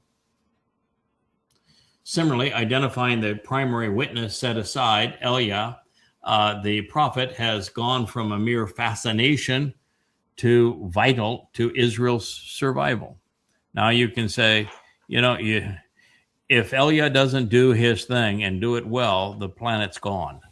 So now you need to know, who's that other witness? Are there really two? And we'll prove that there are two. And one of them is accompanied by a team of people. That is one of the most beautiful things about this whole thing, is that one comes with a team. He has a family. And God's pretty clear about what everybody does and what their responsibilities are during this last period of time. And it is all based, this cause a remnant to survive. Properly identifying Rahab as Trump was neither possible nor beneficial prior to the last couple of years. Wouldn't have helped anybody. Now it does. So further insights build on themselves. The more we know and understand Yahweh's plans, and the people behind them, the more adroit are prolific are our connections. We can go from an interesting insight to thousands of them. And just as trees grow from a seed and then mature before they bear fruit, we have to establish roots, branch out, and leaf before flowers bloom and fruit emerges. Same process. I like the fact you guys are sitting in the midst of a whole bunch of trees. That looks like a tapestry as well. Yeah. Yeah, it is. It's another one. It is. Yeah, you went from the library to the tapestry of the trees. It's really, and the way that it takes the light is really it's really beautiful. There's actually a light behind it too. You put a light behind it to brighten it up. Yeah. The water looks brilliant. So See how it glows. The water is absolutely gorgeous in it. Isn't that pretty? Yeah, there's the trees in the garden. Yes, exactly. I love it. So the very depiction of a tree is the same thing here. It's got to grow up, mature, branch out, leaf out, and then blossom. And that blossom has to mature into fruit before it has anything to offer. But once a tree matures, it can produce fruit faster and faster. It can produce fruit as fast as somebody can process it. Now, in this case, Moshe announced that these prophecies regarding the trees, so he is the one that made those prophecies. So why not listen to his call voice? After all, God is trying to do something wonderful through them to reacquaint Yehudam and Yisra'el with Yahowah. And the one being deployed on behalf of the other is asking nothing in return. I've been doing this for 25 years of research and writing, and he's just trying to reflect the sun's light so that you are directed to the tree of lives and can capitalize on that. And we've made it exceedingly convenient for everybody at yadayah.com. And, there's the whole Yahowah library. The books now talk to you. They turn the pages. The marvelous presentation of all of this that Joe has created for us. And then you have all of the fun faces and the people that are part of the covenant family on that family page. It's marvelous. And the timelines, you know exactly where you are, and the Yahowah vlog where we talk about all these different subjects. But the value of the site is that library, the books of knowledge, the Yahowah series. So please, Israel, come to Yada. Appreciate why he was sent to you. Now, additional answers regarding the composition of the trees are provided in the 14th Mashal proverb, because it is the first time the Choter is actually introduced. He's introduced in the 14th Mashal several hundred years before Isaiah actually writes about him. That's the same thing as Solomon giving the story of the Nakri. Why he didn't have to explain who he is, because Moshe already did. And it does identify the Choter as the tree of knowledge, even in that 14th Mashal. And it even identifies him as Yada. And it is the first and only time that Choter is mentioned, other than when we read in Yasha'yah in the 11th chapter. Therefore, since the spiritual messenger was already duly impressed with Zechariah's previous session, which was recorded, where he came to the conclusion that there would be a new turban and new linen garments for the priest to wear, because it'd be a new priest. And it was from that we were able to deduce that Dod is coming back as the high priest, because he's already performed that role when bringing the Arown Beryth into Jerusalem, and he was wearing the ephod of the high priest and dancing. That he's the guy that's going to be the high priest, that's going to anoint the mercy seat of the Ark of the Covenant. We deduce that because of comments that Zechariah made. So we know he's a smart man. I'm pretty up on my Torah, and I would not have put it together had he not laid it out that way. So we know that he's considered exceedingly smart. And knowing this was written some 500 years. Excuse me one second. Try to get my dog's attention. I threw a chew toy at her. She's biting her nails again. So we know that there was a significant difference between the time that this was written and the time that the Choter was introduced in the Mashal. It was 5 centuries. So he should have known that as well. Now, knowing it, by the way, and making the connections are two different things. This summation of the word picture painted by Yada 3,000 years ago will be fully amplified, and we're going to go back through it. And later, in fact, this very book that we're previewing here. So right now, I'm just going to give a kind of a high-level overview of what is said in the 14th Mashal, pursuant to the Choter being Yada and being a tree that is the connection that the Malak was hoping Zechariah was going to make. It says, "He who walks with integrity in what he knows to be right, credible, honest, and never wavering, respects and reveres Yahweh. But the devious one, having departed by misleading others along an errant path, disregards and shows contempt for him." I wonder what that's talking about. "Against the mouths and the pronouncements of the foolishly stupid, the belligerently stubborn, and irrationally corrupt, these simpletons who beguile a group of idiots, a Choter, the rod of divine justice, the stem off the main branch, a productive sucker from the fallen stump, he's going to rise. And he's going to roar majestically from the surging waters, triumphantly opposing and agitating, to become an esteemed and excellent counterbalance, an effective influence, performing, from God's view, magnificently on behalf of the Almighty." It's Ga'ah. And so the language of the one who learns, who comes to understand and then teaches, will focus on what he observes. That's Proverbs 14:2-3. Without the Choter, who is also the learned bull, there is no understanding of these essential events. And without understanding, there is no covenant family. There would be no purpose to the Taruw'ah harvest, either with and without the responsive bull doing his thing.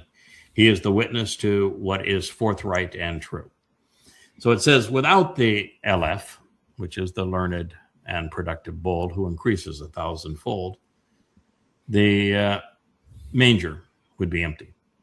And yet, a large, productive, and abundant Taruw'ah harvest will be derived and produced by the authority, capability, and empowerment, the overall effort of this shore.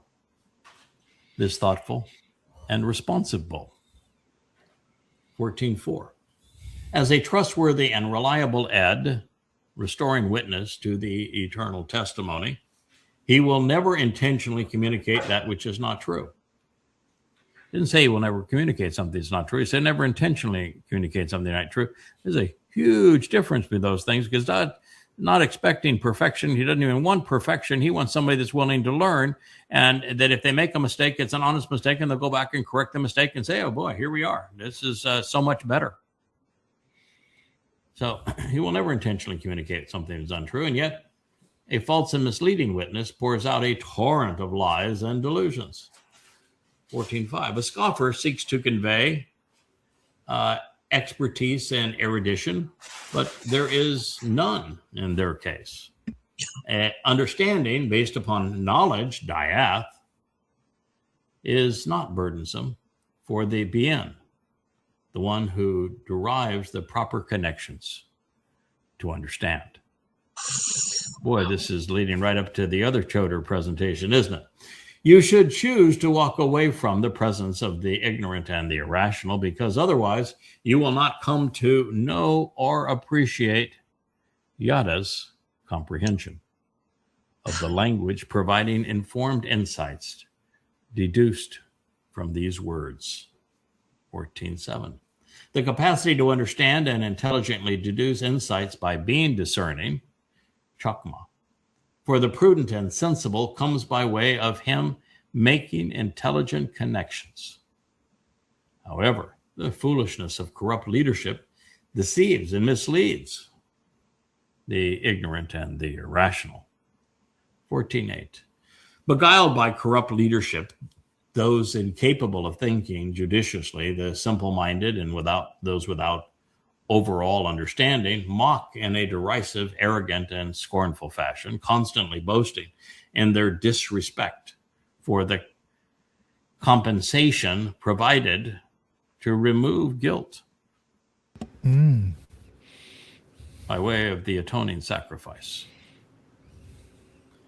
Alternatively, those who are right on the level and straightforward observe the connections between these things to come to understand the choices which lead to being approved and accepted. 14:9. The locus of judgment and inclination, motivation and inspiration, even emotion and disposition of Yada is cognizant of, concerned about, and acknowledges the conscious capacity of his soul to observe and respond to mora, bitterness and hostility, resentment and acrimony, rebellion and defiance, as well as experiencing genuine jubilation as a result of him overcoming adversity. He is largely alone, never influenced by others, while avoiding any association with the pledges and vows of those who are illegitimate and unauthorized. Mashal, word pictures, Proverbs now all the way to the 14th statement. So indeed, while recently supported by a devoted covenant family, Yada has long battled the religious and political alone. And they are acrimonious, they're acerbic, they're disrespectful and deceitful. The idiots outnumber the insightful 1,000,000 to 1. Now, as mentioned previously, the reason I have not amplified the word picture to the fullest extent or added significant commentary is because we're going to return to the 14th word picture in another chapter of this particular volume. All I wanted to achieve at this point is to identify the Choter as Yada, which we have done. We have also witnessed that he is up against and know that he's going to deliver, even though his back will be put up against the wall. Now, recognizing that Zechariah was a prophet and therefore well-informed, the Malach was holding him to a high standard with his response. And since Yahweh has already introduced the Choter and explained his role and shared his name through Yasha'yah and the Mashal, the spiritual messenger thought that he would have recognized the Choter as Yada, and that he was represented by the olive tree on one side of the menorah. As is Yahweh's style, the Malach representing him answered Zechariah directly and indirectly, providing him with the information that he would need to make the necessary connections to understand. So our attention is being directed to the Choter and also to the application of Yahweh's Ruach, such that the combination of those bear fruit. And so let's be clear. Those standing on either side of the menorah are the central players in God's story. That's why they're presented as such. They're not simply trees. Their lives speak out against Zerubabel, the lord of confabulation, as Satan's spawn, today known as Donald Trump. So this is how it reads. Then he answered, and he spoke to Beast to say, this is the message of Yahweh against Zerubabel. What does Zerubabel mean? It is the nauseating seed of the Lord and confabulator, the confusion sown by Babel and resulting commingling. Boy, is that ever appropriate for today. It is to say, not by might, ability, or wealth, and not with the force of authority, but in actuality with my spirit, declares Yahweh of the vast array of spiritual messengers. This is going to happen because of the Spirit of Yahweh.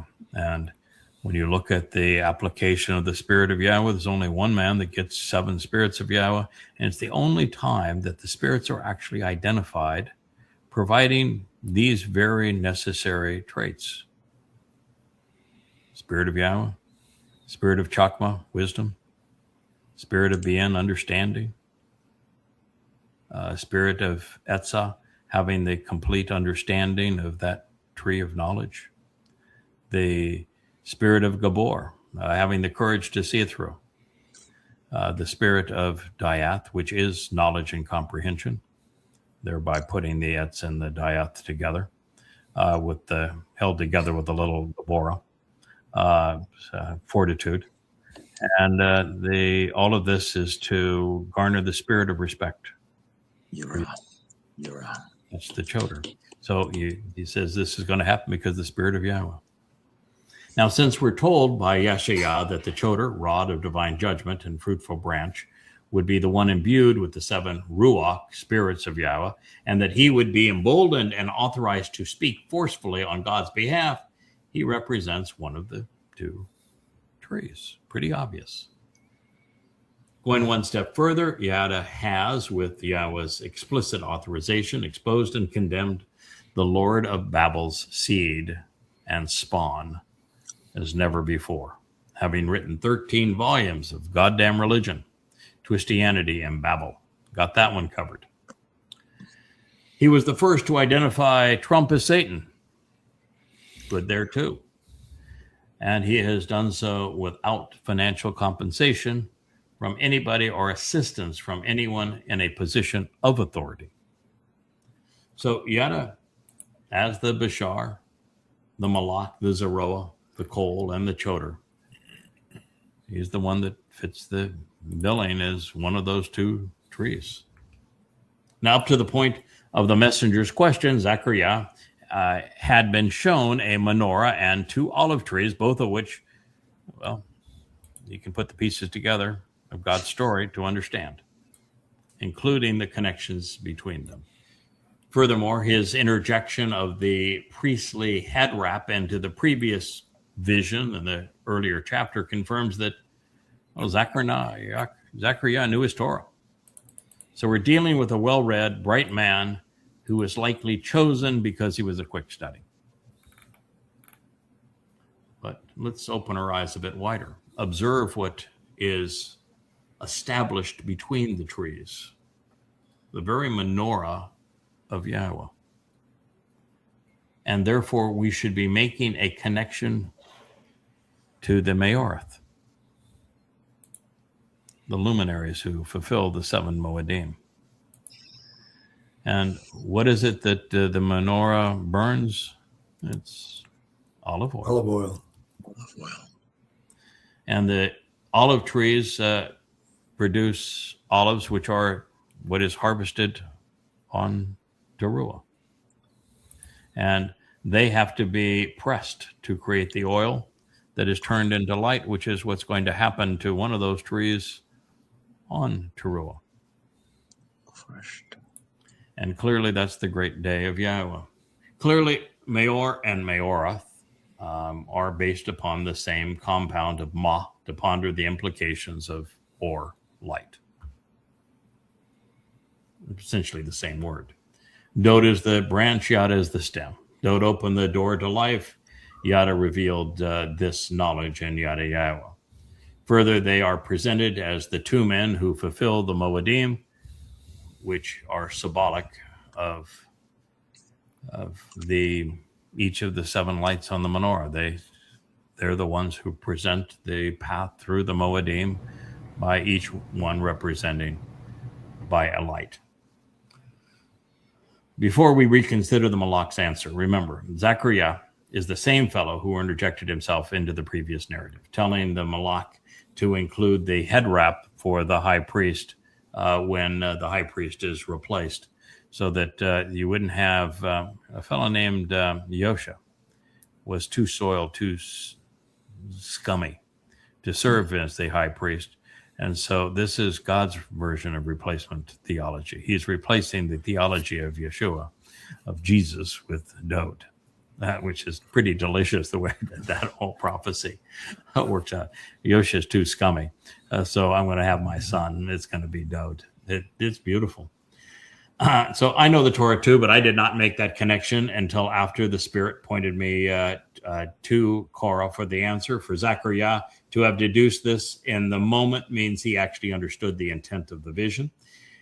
He would also have to have been sufficiently confident in his assessment that he would complete the scene while in Yahweh's presence. That takes some horsepower to say, okay, Yahweh's revealing something to me. I'm going to interject while Yahweh was telling a story, and I'm going to throw in my 2 cents. Hey, that takes some confidence. This suggests that our prophet is exceedingly well-informed and intelligent and has a personal character. Now, based upon his desire to follow Yahweh's words to their intended conclusion, Zechariah would have been familiar with Yasha'yah's prophetic presentation of the Choter, the secondary branch and productive sucker, with an entire chapter of that book focused on him and the role he would play. It's actually 2 chapters because 10 is the same subject. He would eventually play. The prophet would have understood that Yahweh intended to enlighten and empower, equip and embolden the Choter with his spirit, so that he could compose the Nesh banner that God would raise on that jumbotron over the 2 witnesses come Taruw'ah. By the way, everybody gets put to work on Taruw'ah, so be prepared. It's going to be a busy time. Good news is we'll have a couple of years of schooling up there with the big guys, so we'll come back plenty prepared. Therefore, he would have surmised that it would not have been by might, ability, or wealth, through armies, religion, or politics, and especially not through status or personal qualifications, that the Ruach's collaboration with the Choter would bring new life to a fallen olive tree. And this would be especially so in time for the final gleaning of olives on Yom Teruah, which is an olive gleaning. 2 or 3 from the uppermost branch and 4 or 5 from the branches that have been cut away. Now, while Zerubabel is a name based upon the man's history, it speaks of the seed of Babylon. Like everything else associated with Satan in Zerubabel, there is a commingling of good and bad. On one hand, the word represents that which has been Zerah, sown, and scattered Bel, the Lord of Babylon. And indeed, Yahweh will deploy the two witnesses to call his people out of Babylon. But speaking of coming out of Babel, the man named Zerubabel came out in one way, but not so much in the other. He was appointed by Cyrus, the king of Babylon, to oversee Judah, upon the people's return from captivity. So he reported to a pagan king. And while he walked out of Babylon, he carried its influence with him. Further, with only one exception, he is always mentioned in as part of the entourage of Yahowah, the high priest, whom Yahweh called perverted, and Zechariah 3. I have a view that I'm sure there's not many that are going to share, but it's still my view, and until shown otherwise, I'm going to hold that view, which is that Yahweh actually had no interest in the second temple being built, and that the books that talk about it being approved by Yahweh are not prophetic. They have no credentials. They're historical wish lists of saying, this person did this person did that. I don't think he wanted it. I think if God wanted his temple to remain on the Temple Mount, he would have prohibited the Babylonians from being able to take it down.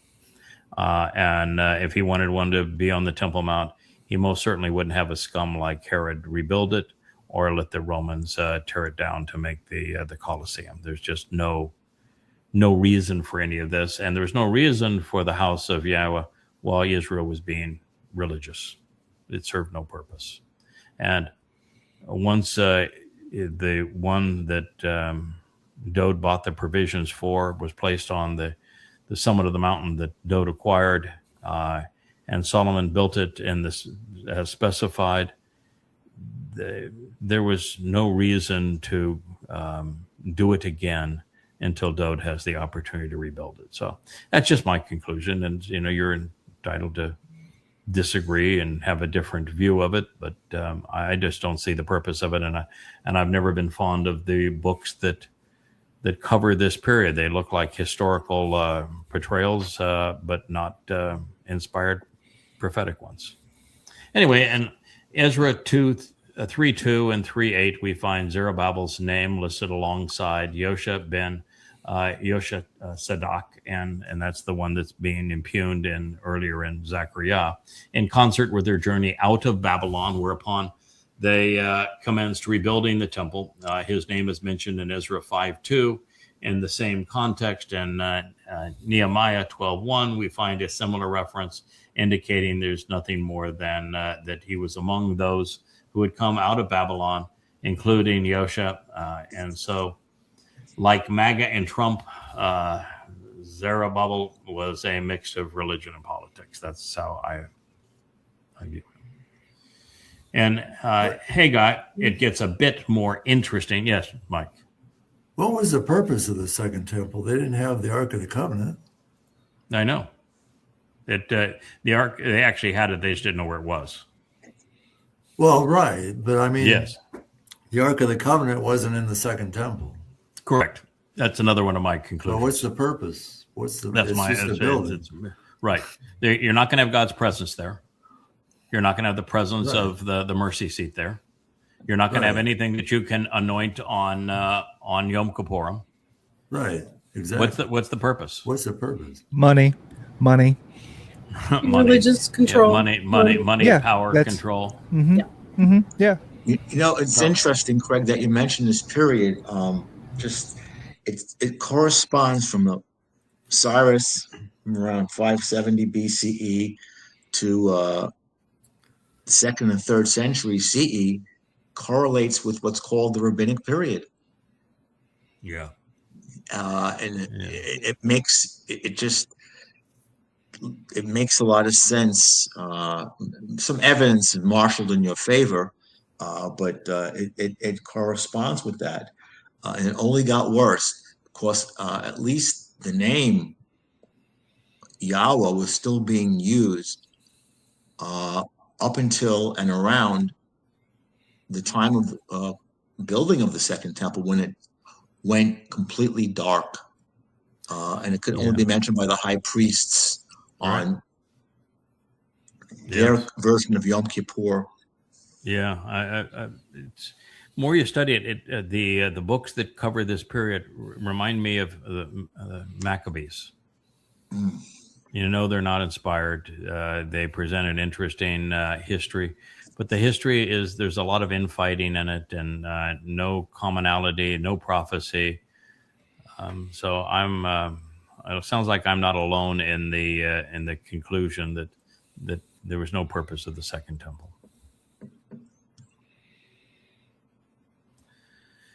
Anyway, Haggai, which is not a book that I've read through Haggai 8 or 9 times, just to say, is there anything here that you could say is prophetic, is inspired? And I haven't found it.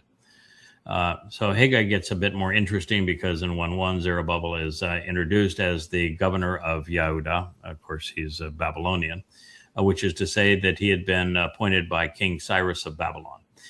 Then it is Yosha ben Yahusadak, the high priest in the previous revelation, who announces that Yahweh has decided at this time that he has come for the house of Yahweh to be rebuilt. Now, Yahweh's name is used throughout the book of Ezekiel, and it's as fake as as a $3 pink bill. So that doesn't impress me. And we know that the person who just made that statement, God said, is disgusting. So I'm just not buying it. Maybe God had a reason. Maybe he'll tell us what the reason is that we're missing here. But I certainly don't see it. And without the Arown Beryth, the Ark of the Covenant, what's the point? And by the way, it wasn't even built the same way. No. So why would God give you explicit directions that this is exactly the way I want it built, and then it's built differently if it's God who is orchestrating it? The rabbis voted. The rabbis voted. Yeah. The Mishkan had like prophetic implications, just from the dimensions. Yes. The Holy of Holies, what's called the Holy of Holies. The most set apart. 1,000 cubic cubits, so that's like 1,000 years. Mm-hmm. And then the other part was 2,000 cubic cubits, right? Yeah, it was 20 by 10 by 10, so it was 2,000. Represents 2,000 years. Mm-hmm.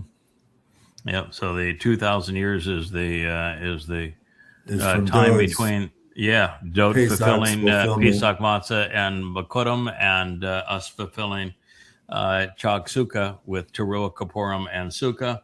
And the 1,000 years of the most set apart is when we all go back into the garden with Yahweh. Yeah, exactly. Yes. Yeah, so God as an architect is really good about this stuff. And the second temple wasn't built prophetically like that. No. Doesn't have his signature on it. So I just don't think it's true. The first two of the positive accolades follow, wherein the same assemblage of fellows, along with the entire remnant of the people, listen to the voice of Yahweh as conveyed through the words of Haggai the prophet. But how is Haggai a prophet if he doesn't have any prophecies?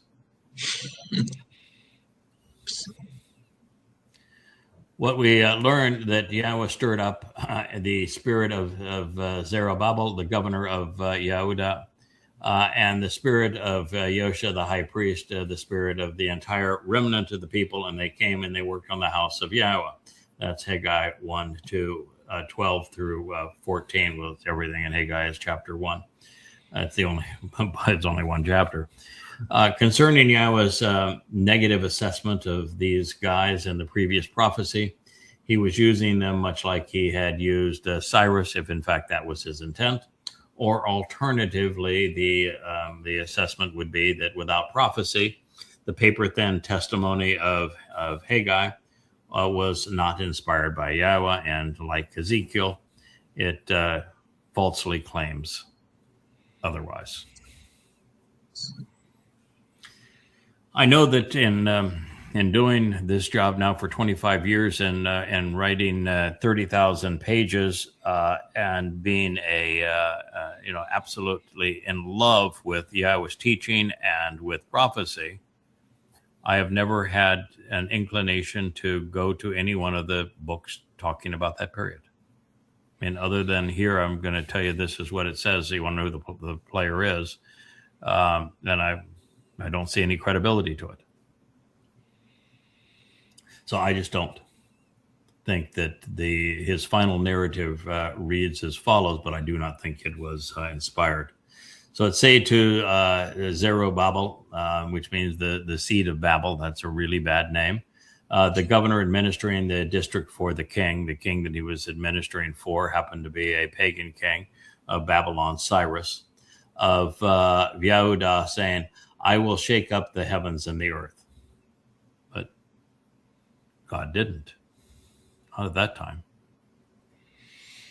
I will overthrow the thrones and kingdoms and the power of the kingdoms and the Gentile nations. I will overthrow the chariots and their riders, and their horses and their riders go down, everyone by the sword of another. No. When God finally overthrows political and religious man, it's not because they attack each other.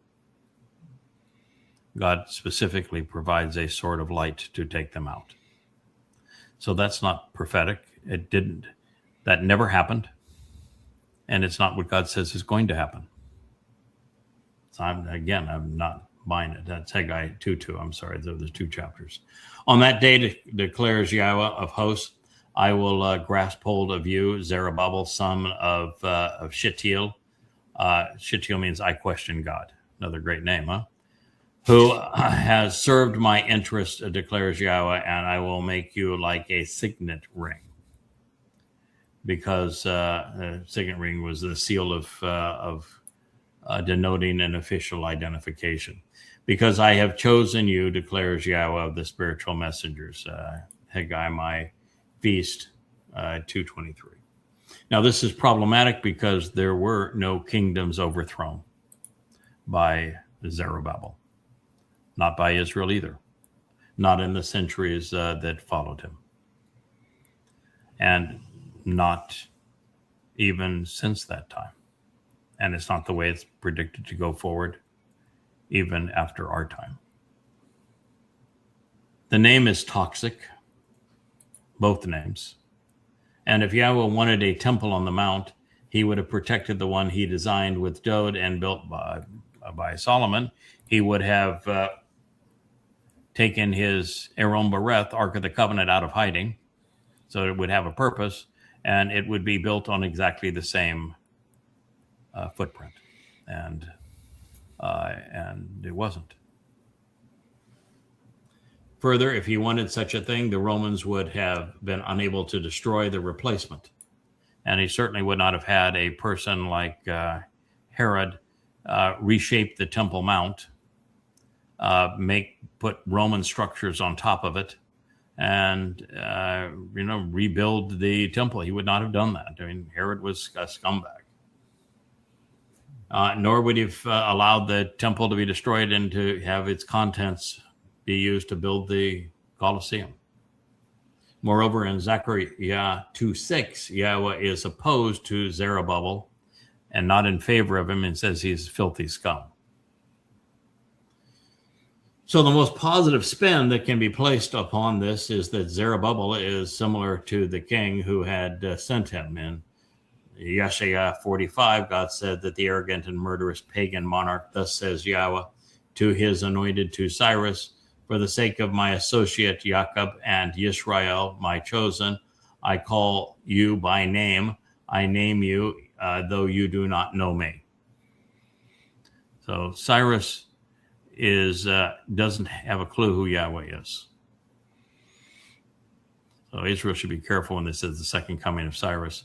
God says specifically, you don't have a clue who I am. I'm just using you. There is therefore the possibility that the seed of confusion was a tool to be used on behalf of Yisra'el, but we will not see either of these Babylonians in Shamma'im, and one is clearly headed to Sheol based upon Yahweh's testimony. Therefore, just as Yahweh denounced Yahusha and his entourage, his entire entourage, which included Zerubabel, and concluded his assessment of him by suggesting that he is the very insignia of Babylon that has necessitated the demise of modern incarnations, we are wise to see Zerubabel as the seed of confabulation. And well, we have no credibility because there's no prophecy that was fulfilled or will be fulfilled in Haggai. Zechariah's got prophetic credentials coming and going.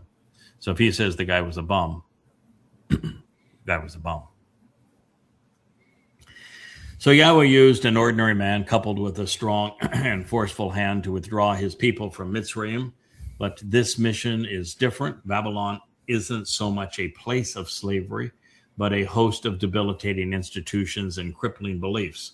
The approach to the end, while plagued by man, will be framed in the words of God and spoken by men of his choosing. Then, when the shouting is over, just as we read in the 14th Mashal, the foolish will die, such that those who are right may live. Now, speaking of those who respect the might of nations and their militaries over the Spirit of Yahweh, authority figures over inspiration, the spiritual messenger asks a leading question. But more than this, God is making a statement by contrasting his Gadol luminary to the confusing seeds of the Lord. They're at odds with each other, as we would expect. One is vital, the other is a contradiction in terms. And as for the Gadol, he is also the capstone of the covenant and of God's home. And it is in our interest to repudiate all of the worthless lies written by the religious about him. Where are you? The question is raised. Mount of the Gadol. I'm pretty sure I know where the Mount of the Gadol is because we know who the Gadol is. He is the greater of the two luminaries, and the mount would be Moriah. To the appearance of Zerubabel, the confusing seed sown by Babylon, a flat and upright place, he will withdraw the capstone amid falsified and vain shouts and worthless lies. Chin, show favoritism and kindness towards it. That's Zechariah 4:7. So whether it's political, religious, or geographic Babylon, there is a Capitol Hill in America, the Vatican above all in Rome, and claims to the Temple Mount amongst the Muslims. They all believe that they hold the high ground and that their claims are lofty and important. Well, not so much in God's eyes, because he is going to level them, all of them. It is what happens when a person who is standing against God dissolves into goo and Taruw'ah. They literally do. They're just going to become goo, liquefy. So those who have questioned what is agreeable and straightforward will be flatlined, reduced in dimension so that they only exist in time. And the capstone of Christianity, which is the New Testament, the cornerstone of Judaism is the Babylonian Talmud, and for Americans, it's their claims of superiority and manifest destiny, their self-appointed right to meddle in everyone else's lives. For Muslims, it is Allahu Akbar, the absurd notion that Allah is greater than a mouse, perhaps. Confronting them with the truth, the eyewitness will reduce them to rubble. But before Yahweh, the cornerstone is his firstborn. It's stowed. So even to their last breath, there will be Tashuah, deceitful and destructive shouts, which are devastatingly ruinous, worthless, and falsified, clamoring to negate the things God has claimed of his son. But before it all, he will stand tall on the Mount of the Gabor. We're going to all be there. It'll be our home too. The Mount of the Gabor is of the greater luminary, and it's home on Moriah. And yet, yeah, we'll have Moriah on Moriah. And yet, and Russell too.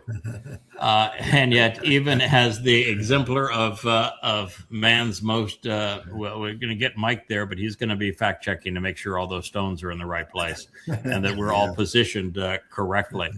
And Dr. Jeff will be writing down something that will be erudite to save for the occasion, as Rich makes sure that all of our microphones and speakers are properly projecting.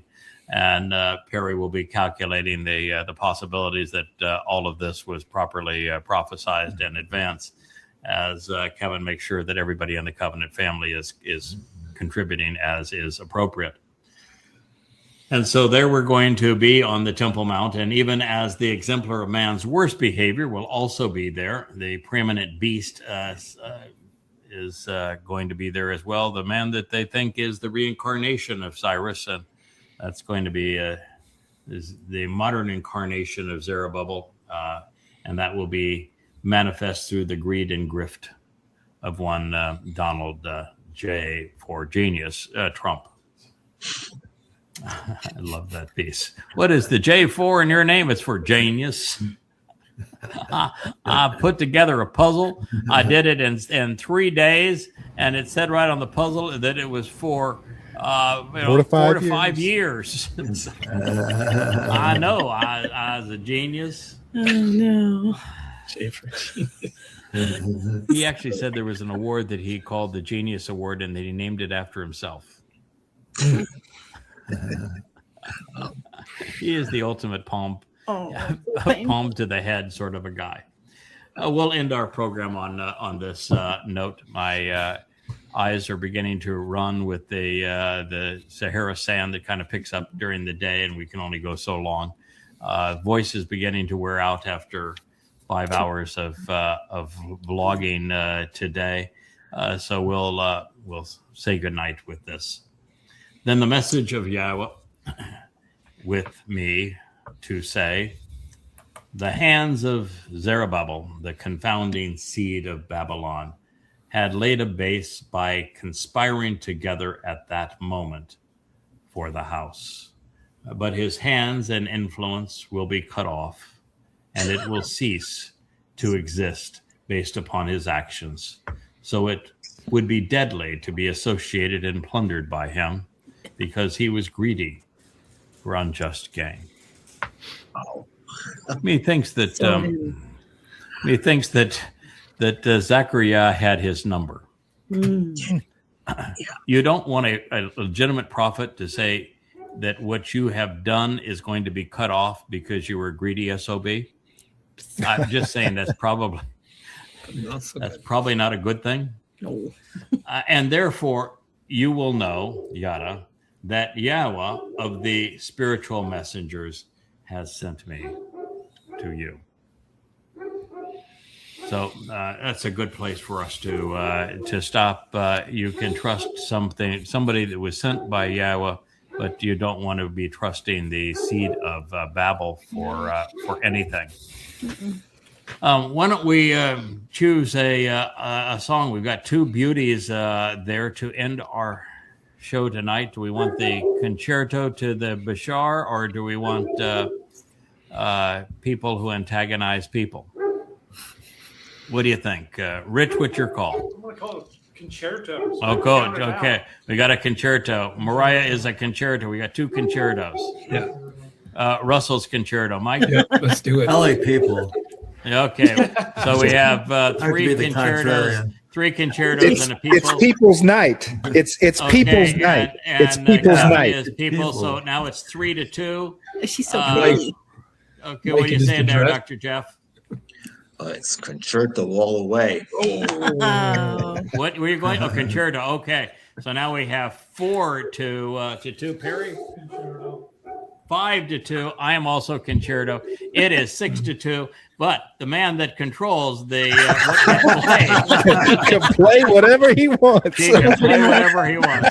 We have, Play Suka. but in favor of the man is up there that can play whatever he wants. We were sharing from the book and reading the place that he made a choice, and we went along with his choice of what to present, and we'll do the same thing next week. So we were pretty accommodating of Mr. Kevin up there. My guess is he will accept the favorable vote of the majority of family. Yes, Mike? I just have a reminder, Towrah is coming up in 3 weeks. Yes. It's either September 11th or 12th, depending on whether you do observational or astronomical. Yes. Getting prepared. We'll make certain we break out and do another show just on what's going to happen exactly in 7 years on Taruw'ah. So, yeah. I hadn't looked up exactly the date. So you're telling me which day of the week is it? Friday or Saturday, depending on whether the 11th on Friday, the 12th is on Saturday. Shabbat. Yeah, really. I love observational. Observational is the 12th, and astronomical is the 11th. Okay. And do you know how much of the moon's? Well, it's a new moon, so I can tell you, right? Friday, September 11th, visibility is 0.3653%. It's under 1%. Yeah, it's under 1%. Under one. But of course we're at a new moon here, so under 1%. September 12th is 2.8097% visibility. Right. Yeah, I know what I'm going to do. It's 7 years before, and the one that matters starts on a Friday evening, right? Mm-hmm. And so we can legitimately start on a Friday evening, and we can mirror what's going to happen in 7 years, which begins with the gleaning on a Friday evening and the Great Day of Yahowah on the Saturday. I like the 11th. Okay. The Friday evening. Again, that's the nice thing about all of this too. You can use your own thinking and make your own judgment. And yes, I just want to go out by the pool. I just want to go out by the pool and have fire and lots of water and stuff, right? And kind of do a reenact, So ElYah wants a show ElYah can blow where the show we're all in do a slumber party. We're all in jammas for a show. I haven't had jammas since I was 5 years old. Everyone knows. Nevertheless, Everyone she wants a slumber party in jammas for a show. And at this time of year, that pool is 90 degrees. And so we can do a show out there with the fire in the pool, and it could be a swimming show. You could all come and bring your bathing suit. We'll splash around in the water. That's we're all representing the sea, so water's a good thing. Mm-hmm. Okay, so your other point was, if Taruw'ah is a compound word, it's based on ruah, right? But if the T comes from ta'ab, then it means to either long for something or to loathe something. So the rabbis loathe Taruw'ah, right? They replaced it with Rosh Hashanah. And we long for it. Yeah, and we long for it. We desire it. We long for it. Yeah. So Tab is the Strong's breaks it into two different numbers, but it's really spelled the same, and so it's got a light and dark side.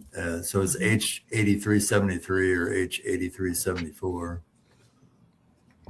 Yep. So we long for conveying the message and providing the good and bad news. We long for that witness, Taruw'ah, to convey that message, and they despise it.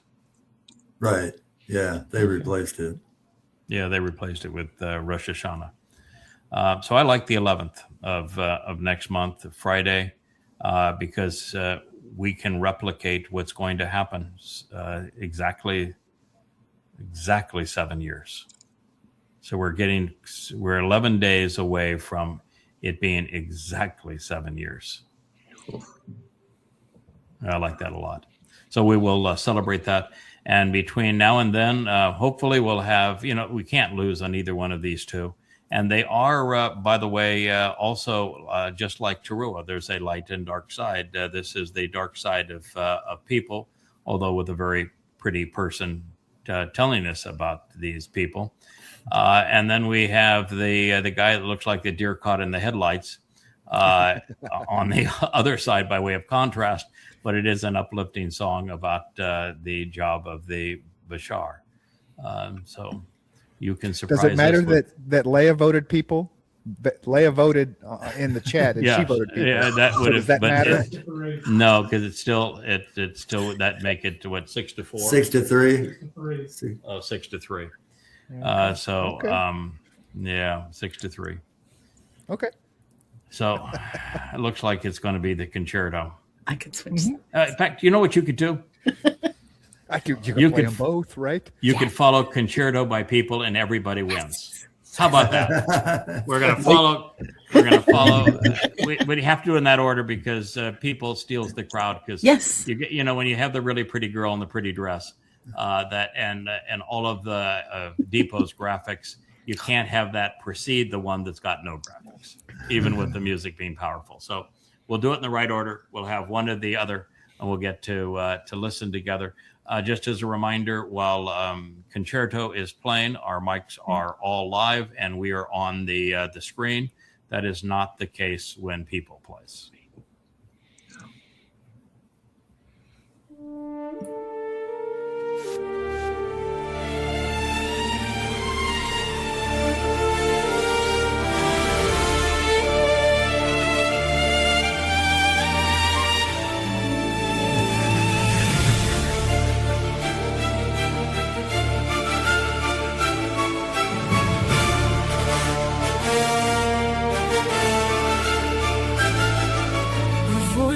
Talking through the wreckage with silken words and witness-worn lips, pulling the truth from the tangled tongues of temples, tyrants, and tribal warlords.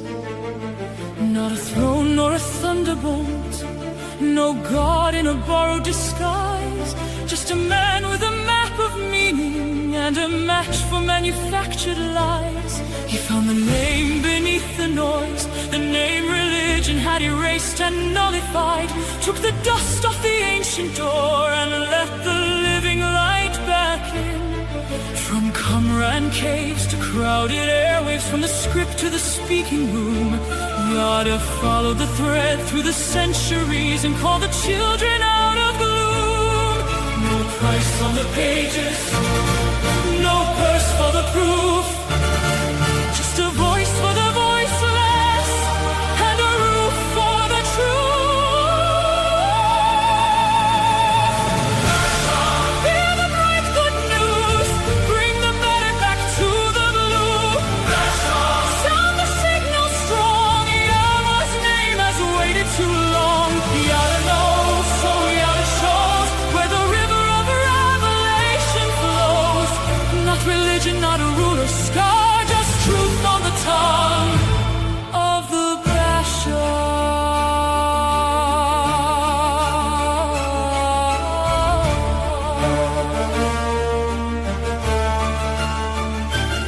He said Yada is more than reading, more than a word in a weathered line.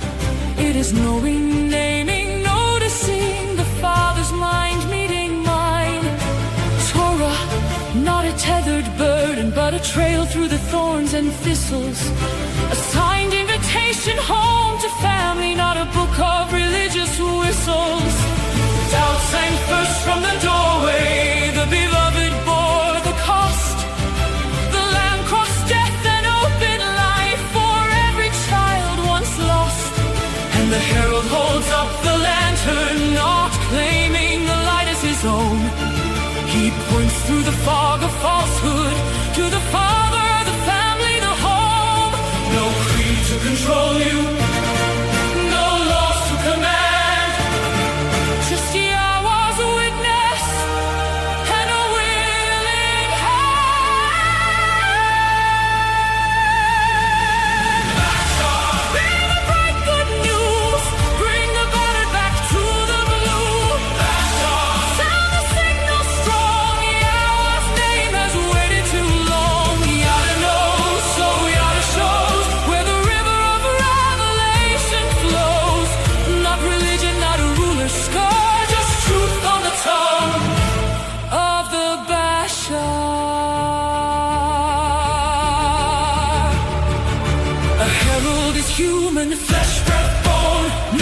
king, he is the voice calling home. No halo for hire, no altar, no artifice.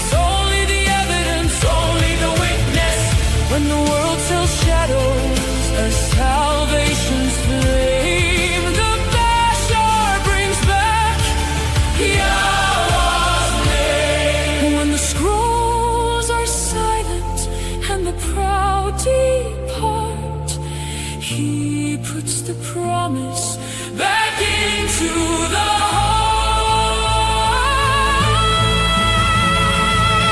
Bashar, bear the bright good news, bring the battered back to the blue. Bashar, sound the signal strong, Yahweh's name has waited too long. Yada knows, so Yada shows, where the river of revelation flows. The Torah turns, the trumpets start, truth on the tongue of the Mashal.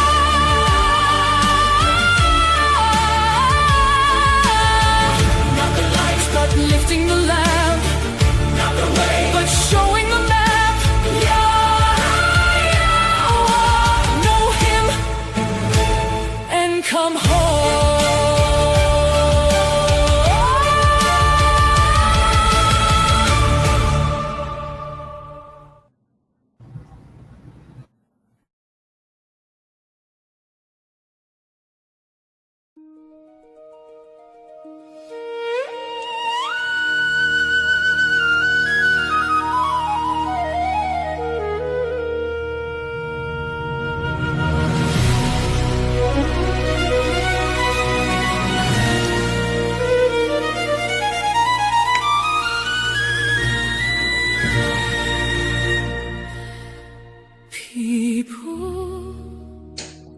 People who chase people are the loudest people in the room.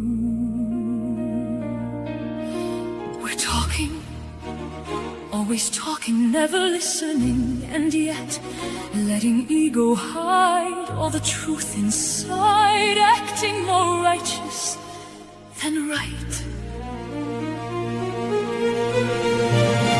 Critics are very certain people, they're the loudest people in the world, with one target, one very easy target, a feeling deep in their chests as they know all the rest.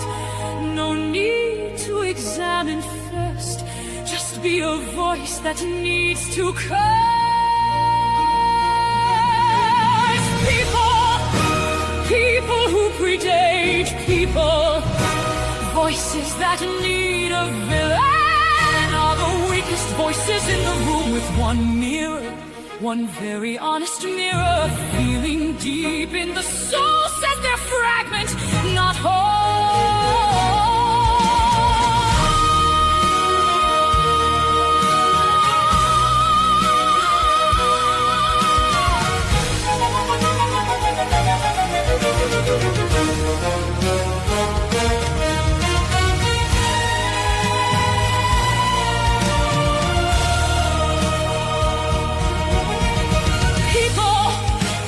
People who hate certain people, who mix lies and religion, conspiracy and coercion as manufactured consent to deceive people. No more truth and no more light, till they stop the fight. Voices that deceive are the weakest voices in the room.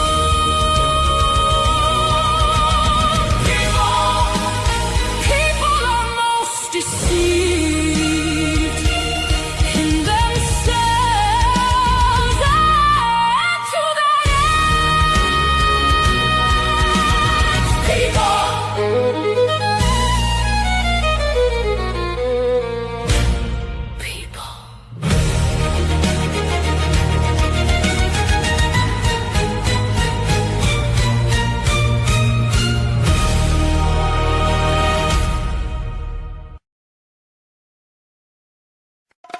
Shabbat, Shabbat, come home and rest. Shabbat, Shabbat, Yahowah's best. Lay down the weak, let your soul be free. Shabbat, Shabbat, come back to me. 6 days we work, then we bask. We leave the noise to hear Yah's voice. We listen, we learn, we struggle to know. We walk with Yah through the mikveh. Shabbat, Shabbat, come home and rest. Shabbat, Shabbat, Yahowah's best. Lay down the weak, let your soul be free. Shabbat, Shabbat, come back to me.